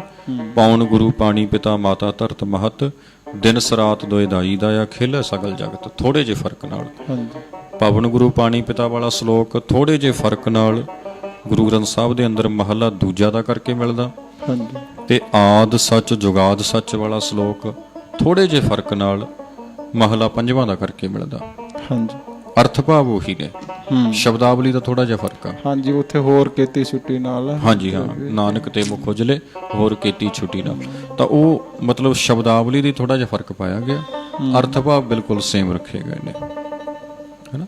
ਤਾਂ ਇਹ 2 ਸ਼ਲੋਕ ਨੇ ਜਿਹੜੇ ਇਹ ਨੋਟ ਕਰ ਲੈਣ ਦਰਸ਼ਕ ਵੀ ਇਹ ਸਾਨੂੰ ਵੱਖ-ਵੱਖ ਥਾਵਾਂ ਤੇ ਗੁਰੂ ਗ੍ਰੰਥ ਸਾਹਿਬ ਦੇ ਅੰਦਰ ਪ੍ਰਾਪਤ ਹੁੰਦੇ ਨੇ। ਤਾਂ ਜਿਹੜਾ ਪਹਿਲਾ ਸ਼ਲੋਕ ਹੈਗਾ ਉਹਦੀ ਆਰੰਭਤਾ ਹੁੰਦੀ ਹੈ ਆਦ ਸੱਚ, ਹੈ ਨਾ, ਜੁਗਾਦ ਸੱਚ ਹੈ ਭੀ ਸੱਚ, ਨਾਨਕ ਹੋਸੀ ਭੀ ਸੱਚ। ਜਪ ਬਾਣੀ ਦਾ ਇਹ ਆਰੰਭ ਹੈ, ਇਹ ਤੋਂ ਪਹਿਲਾਂ ਮੰਗਲਾਚਰਨ ਹੈ। ਤਾਂ ਇੱਥੇ ਵੀ ਗੁਰੂ ਸਾਹਿਬ ਨੇ ਰੱਬ ਦੀ ਇਹ ਗੱਲ ਕੀਤੀ ਆ, ਹੈ ਨਾ, ਜਿਹਦੀ ਪਹਿਲਾਂ ਕਰਕੇ ਆਏ ਨੇ। ਇਸ ਸ਼ਲੋਕ ਵਿੱਚ ਗੁਰੂ ਸਾਹਿਬ ਨੇ ਪਰਮੇਸ਼ਰ ਨੂੰ ਸੱਚ ਨਾਮ ਨਾਲ ਚੇਤੇ ਕਰ ਲਿਆ, ਸੱਚ ਨਾਮ ਨਾਲ ਲਿਖ ਦਿੱਤਾ। ਤੇ ਉਹਨਾਂ ਨੇ ਕਹਿ ਦਿੱਤਾ ਵੀ ਆਦ ਸੱਚ, ਪਰਮੇਸ਼ਰ ਆਦ ਤੋਂ ਮੁੱਢ ਤੋਂ ਸੱਚ ਹੈ। ਜੁਗਾਦ ਸੱਚ, ਹੈ ਨਾ, ਜਿਹੜੇ ਮੰਨੇ ਜਾਂਦੇ ਯੁੱਗ ਨੇ, ਹੈ ਨਾ, ਇਹਨਾਂ ਯੁੱਗਾਂ ਦੇ ਆਰੰਭ ਦੇ ਵਿੱਚ ਵੀ ਪਰਮੇਸ਼ਰ ਹੀ ਸੀ, ਉਹੀ ਬੈਠਾ ਹੋਇਆ ਸੀ। ਜੁਗਾਦ ਸੱਚ ਹੈ ਭੀ ਸੱਚ, ਹੈ ਨਾ। ਹੈ ਭੀ ਦਾ ਅਰਥ ਵੀ ਹੁਣ ਵੀ, ਜਦੋਂ ਆਪਾਂ ਬੈਠੇ ਹਾਂ, ਹੈ ਨਾ। ਤਾਂ ਇਹ ਵਚਨ ਜਦੋਂ ਮਤਲਬ ਗੁਰੂ ਸਾਹਿਬ ਨੇ ਉਚਾਰਿਆ, ਉਸ ਵੇਲੇ ਵੀ ਇਹਦੇ ਅਰਥ ਉਹੀ ਸੀ। ਗੁਰੂ ਸਾਹਿਬ ਵੀ ਕਹਿੰਦੇ ਸੀ ਹੈ ਭੀ ਵੀ ਹੁਣ ਵੀ ਸੱਚ ਸਚਿਆਰ ਰੂਪ ਚ ਵਿਆਪਕ ਹੈ। ਤਾਂ ਇਹਨੂੰ ਜਦੋਂ ਆਪਾਂ ਅੱਜ ਪੜ੍ਹਦੇ ਹਾਂ, ਹਨਾ, ਕਈ ਸਦੀਆਂ ਪਿੱਛੋਂ, ਤਾਂ ਅੱਜ ਵੀ ਇਹਦੇ ਅਰਥ ਉਹੀ ਨੇ। ਹੈ ਭੀ ਵੀ ਹੁਣ ਵੀ, ਹੈ ਨਾ, ਵੀ ਹੁਣ ਵੀ ਪਰਮੇਸ਼ਰ ਮੌਜੂਦ ਆ। ਨਾਨਕ ਹੋਸੀ ਭੀ ਸੱਚ, ਤੇ ਨਾਨਕ ਜੀ ਮਹਾਰਾਜ ਕਹਿੰਦੇ ਆ ਵੀ ਹੋਸੀ ਭੀ ਸੱਚ, ਹੈ ਨਾ। ਹੋਸੀ ਦਾ ਅਰਥ ਹੋਵੇਗਾ, ਭਵਿੱਖ ਨੂੰ ਹੋਏਗਾ, ਆਉਣ ਵਾਲੇ ਸਮੇਂ 'ਚ ਹੋਏਗਾ। ਵੀ ਜਦੋਂ ਆਉਣ ਵਾਲੇ ਸਮੇਂ 'ਚ ਪਰਮੇਸ਼ਰ ਨੇ ਆਉਣਾ, ਮਾਫ ਕਰਨਾ, ਆਉਣ ਵਾਲਾ ਸਮਾਂ ਜਦੋਂ ਆਉਣਾ, ਜਦੋਂ ਅਸੀਂ ਨਹੀਂ ਹੋਵਾਂਗੇ, ਪਰਮੇਸ਼ਰ ਉਦੋਂ ਵੀ ਹੋਏਗਾ, ਹੈ ਨਾ। ਤਾਂ ਉਹਨੇ ਮਤਲਬ ਹਰ ਇੱਕ ਥਾਂ ਦੇ ਉੱਪਰ ਵਾਹਿਗੁਰੂ ਨੇ ਮੌਜੂਦ ਰਹਿਣਾ ਵਾ। ਇਹਨਾਂ ਚੀਜ਼ਾਂ ਨੂੰ ਮਤਲਬ ਆਪਾਂ ਸਮਝ ਕੇ ਆਪਣੇ ਜੀਵਨ 'ਚ ਲਾਗੂ ਕਰਨਾ। ਇਹ ਨਹੀਂ ਹੈਗਾ ਵੀ ਆਪਾਂ ਇਹਨਾਂ ਚੀਜ਼ਾਂ ਨੂੰ ਭੁਲਾ ਕੇ ਛੱਡ ਦਈਏ, ਜਾਂ ਪੜ੍ਹ ਕੇ ਛੱਡ ਦਈਏ, ਜਾਂ ਕੇਵਲ ਤੇ ਕੇਵਲ ਇਹਦਾ ਜਿਹੜਾ ਮੂਲ ਪਾਠ ਹੈਗਾ ਆਪਾਂ ਬਾਰ-ਬਾਰ ਉਹੀ ਰਿਪੀਟ ਕਰੀਏ, ਹੈ ਨਾ। ਗੱਲ ਨਾ ਤਾਂ ਕੇਵਲ ਤੇ ਕੇਵਲ ਮੂਲ ਪਾਠ ਦੀ ਆ, ਹੈ ਨਾ, ਉਹ ਵੀ ਆਪਾਂ ਪਾਠ ਕਰਨਾ, ਬਾਰ-ਬਾਰ ਉਹਨੂੰ ਪੜ੍ਹਨਾ ਹੈਗਾ। ਜਿਵੇਂ ਜਿਵੇਂ ਆਪਾਂ ਨੂੰ ਅੰਮ੍ਰਿਤਧਾਰੀ ਗੁਰਸਿੱਖਾਂ ਨੂੰ ਰਹਿਤ ਮਰਿਆਦਾ ਦੇ ਵਿੱਚ ਅੰਮ੍ਰਿਤ ਛਕਾਇਆ ਜਾਂਦਾ, ਜਦੋਂ 5 ਪਿਆਰਿਆਂ ਵੱਲੋਂ ਜੋ ਦੱਸਿਆ ਜਾਂਦਾ ਹੁਣ ਤੱਕ ਦਾ, ਜੋ ਆਪਣਾ ਜਿਵੇਂ ਦਾ ਵੀ ਮਰਿਆਦਾ ਦਾ ਚੱਲ ਰਿਹਾ, ਉਹਦੇ ਮੁਤਾਬਕ ਪੜ੍ਹਨਾ ਵੀ ਹੈ। ਪਰ ਅਗਲੀ ਗੱਲ ਜਿਹੜੀ ਹੈਗੀ ਆ, ਪੜ੍ਹਨ ਤੋਂ ਆਪਾਂ ਇਹਨੂੰ ਸਮਝਣਾ, ਹੈ ਨਾ। ਸਮਝ ਕੇ ਇਹਨੂੰ ਆਪਾਂ ਚੱਲਣਾ ਹੈ ਵੀ ਇੱਕ ਓੰਕਾਰ ਤੋਂ ਲੈ ਕੇ ਗੁਰਪ੍ਰਸਾਦ ਤੱਕ ਗੁਰੂ ਸਾਹਿਬ ਨੇ ਜਿਹੜਾ ਮੰਗਲ ਕੀਤਾ, ਹਾਂਜੀ ਉਸ ਮੰਗਲ ਦੇ ਵਿੱਚ ਗੁਰੂ ਸਾਹਿਬ ਨੇ ਪਰਮੇਸ਼ਰ ਦਾ ਜਿਹੜਾ ਸਰੂਪ ਆਪਣੇ ਵੱਲੋਂ ਬਿਆਨ ਕੀਤਾ, ਹਾਂਜੀ ਉਹ ਕਿਹੋ ਜਿਹਾ ਸੀ, ਉਹਨੂੰ ਗੁਰੂ ਸਾਹਿਬ ਨੇ ਕਿਸ ਰੂਪ ਦੇ ਵਿੱਚ ਲਿਖਿਆ, ਦਰਜ ਕੀਤਾ। ਹਾਂਜੀ ਤੇ ਉਹ ਤੋਂ ਅੱਗੇ ਜਿਹੜਾ ਪਹਿਲਾ ਸ਼ਲੋਕ ਹੈ ਜਪਬਾਣੀ ਦਾ, ਹੂੰ ਉਸ ਪਹਿਲੇ ਸ਼ਲੋਕ ਵਿੱਚ ਗੁਰੂ ਸਾਹਿਬ ਨੇ ਪਰਮੇਸ਼ਰ ਦਾ ਰੂਪ ਕਿਹੋ ਜਿਹਾ ਬਿਆਨ ਕੀਤਾ, ਹੈਨਾ, ਹਾਂਜੀ। ਉਹਨੂੰ ਵੀ ਆਪਾਂ ਸਮਝ ਕੇ ਚੱਲਣਾ ਹੈਗਾ। ਹਾਂਜੀ। ਜਦੋਂ ਆਪਾਂ ਇਹ ਚੀਜ਼ਾਂ ਧਿਆਨ 'ਚ ਰੱਖ ਕੇ ਆਪਾਂ ਆਪਣੀ ਜ਼ਿੰਦਗੀ ਨੂੰ ਬਤੀਤ ਕਰਾਂਗੇ, ਹੂੰ ਗਾਹੇ ਬਗਾਹੇ ਆਪਾਂ ਕਿਤੇ ਵੀ ਜਾਂਦੇ ਆ, ਕਿਸੇ ਵੀ ਥਾਂ ਤੇ ਵਿਚਰਦੇ ਆ, ਤਾਂ ਉੱਥੇ ਇਹ ਚੀਜ਼ਾਂ ਜਦੋਂ ਆਪਣੇ ਧਿਆਨ 'ਚ ਹੋਣੀਆਂ ਤਾਂ ਉਦੋਂ ਆਪਣੇ ਲਈ ਸੌਖਾ ਰਹਿ ਜਾਣਾ ਫੈਸਲਾ ਕਰਨਾ, ਹੈ ਨਾ ਜੀ, ਜ਼ਿੰਦਗੀ 'ਚ ਅੱਗੇ ਚੱਲਣਾ। ਕਿਉਂਕਿ ਧਰਮ ਆਪਣੀ ਜ਼ਿੰਦਗੀ ਦਾ ਇੱਕ ਇਹੋ ਜਿਹਾ ਹਿੱਸਾ ਬਣ ਚੁੱਕਿਆ ਜਿਹੜਾ ਕਿਸੇ ਨਾ ਕਿਸੇ ਰੂਪ 'ਚ ਆਪਣੇ ਨਾਲ ਜੁੜਿਆ ਹੋਇਆ, ਤਾਂ ਇਹਨੇ ਜੁੜਿਆ ਰਹਿਣਾ ਹੀ ਆ, ਹੈ ਨਾ ਜੀ। ਤਾਂ ਆਪਾਂ ਅੱਜ ਇੱਥੇ ਬਸ ਕਰੀਏ। ਹਾਂਜੀ ਇੱਥੋਂ ਤੱਕ ਠੀਕ ਹੈ। ਅਗਲੀ ਗੱਲ ਆਪਣਾ ਸਮਾਂ ਵੀ ਹੋ ਚੁੱਕਿਆ। ਇਹ ਜਿਹੜੀ ਅਗਲੀ ਵਿਚਾਰ ਹੈ ਉਹ ਆਪਾਂ ਅਗਲੇ ਐਤਵਾਰ ਕੰਟੀਨਿਊ ਰੱਖਾਂਗੇ। ਅੱਜ ਆਪਾਂ ਕੇਵਲ ਮੰਗਲਾਚਰਨ ਤੇ ਪਹਿਲੇ ਸ਼ਲੋਕ ਦੀ ਗੱਲ ਕੀਤੀ ਆ। ਇਹ ਤੋਂ ਅਗਲੀ ਗੱਲ ਆਪਾਂ ਅਗਲੇ ਐਤਵਾਰ ਪਹਿਲੀ ਪੌੜੀ ਤੋਂ ਗੱਲ ਸ਼ੁਰੂ ਕਰ ਲਾਂਗੇ। ਹਾਂ, ਬਾਕੀ ਸਰੋਤਿਆਂ ਨੂੰ ਬੇਨਤੀ ਹੈ ਵੀ ਕੋਈ ਵੀ ਜੇ ਤੁਹਾਡੇ ਮਨ ਦੇ ਵਿੱਚ ਇਹਨਾਂ ਅਰਥਾਂ ਦੇ ਪ੍ਰਤੀ ਜਾਂ ਕੋਈ ਵੀ ਸੁਝਾਅ ਜਿਹੜਾ ਹੈ ਦੇਣਾ ਚਾਹੁੰਦੇ ਹੋ ਤਾਂ ਬੇਝਿਜਕ ਆਪ ਜੀ ਕਾਲ ਕਰ ਸਕਦੇ ਹੋ। ਨੰਬਰ ਸਕਰੀਨ ਦੇ ਉੱਪਰ ਹੈ। ਸੋ ਅਗਲੇ ਐਤਵਾਰ ਫਿਰ ਇਹੀ ਟਾਈਮ ਤੇ ਹਾਜ਼ਰ ਹੋਵਾਂਗੇ ਜੀ 8 ਤੋਂ 9 ਵਜੇ ਤੱਕ। ਸੋ ਵੱਧ ਤੋਂ ਵੱਧ ਪੇਜ ਨੂੰ ਲਾਈਕ ਤੇ ਸ਼ੇਅਰ ਕਰਨ ਦੀ ਜ਼ਰੂਰ ਕਿਰਪਾਲਤਾ ਕਰਨੀ। ਸੋ ਸਮਾਪਤੀ ਇੱਥੇ ਕਰਦੇ ਹਾਂ ਜੀ। ਵਾਹਿਗੁਰੂ ਜੀ ਕਾ ਖਾਲਸਾ, ਵਾਹਿਗੁਰੂ ਜੀ ਕੀ ਫਤਿਹ।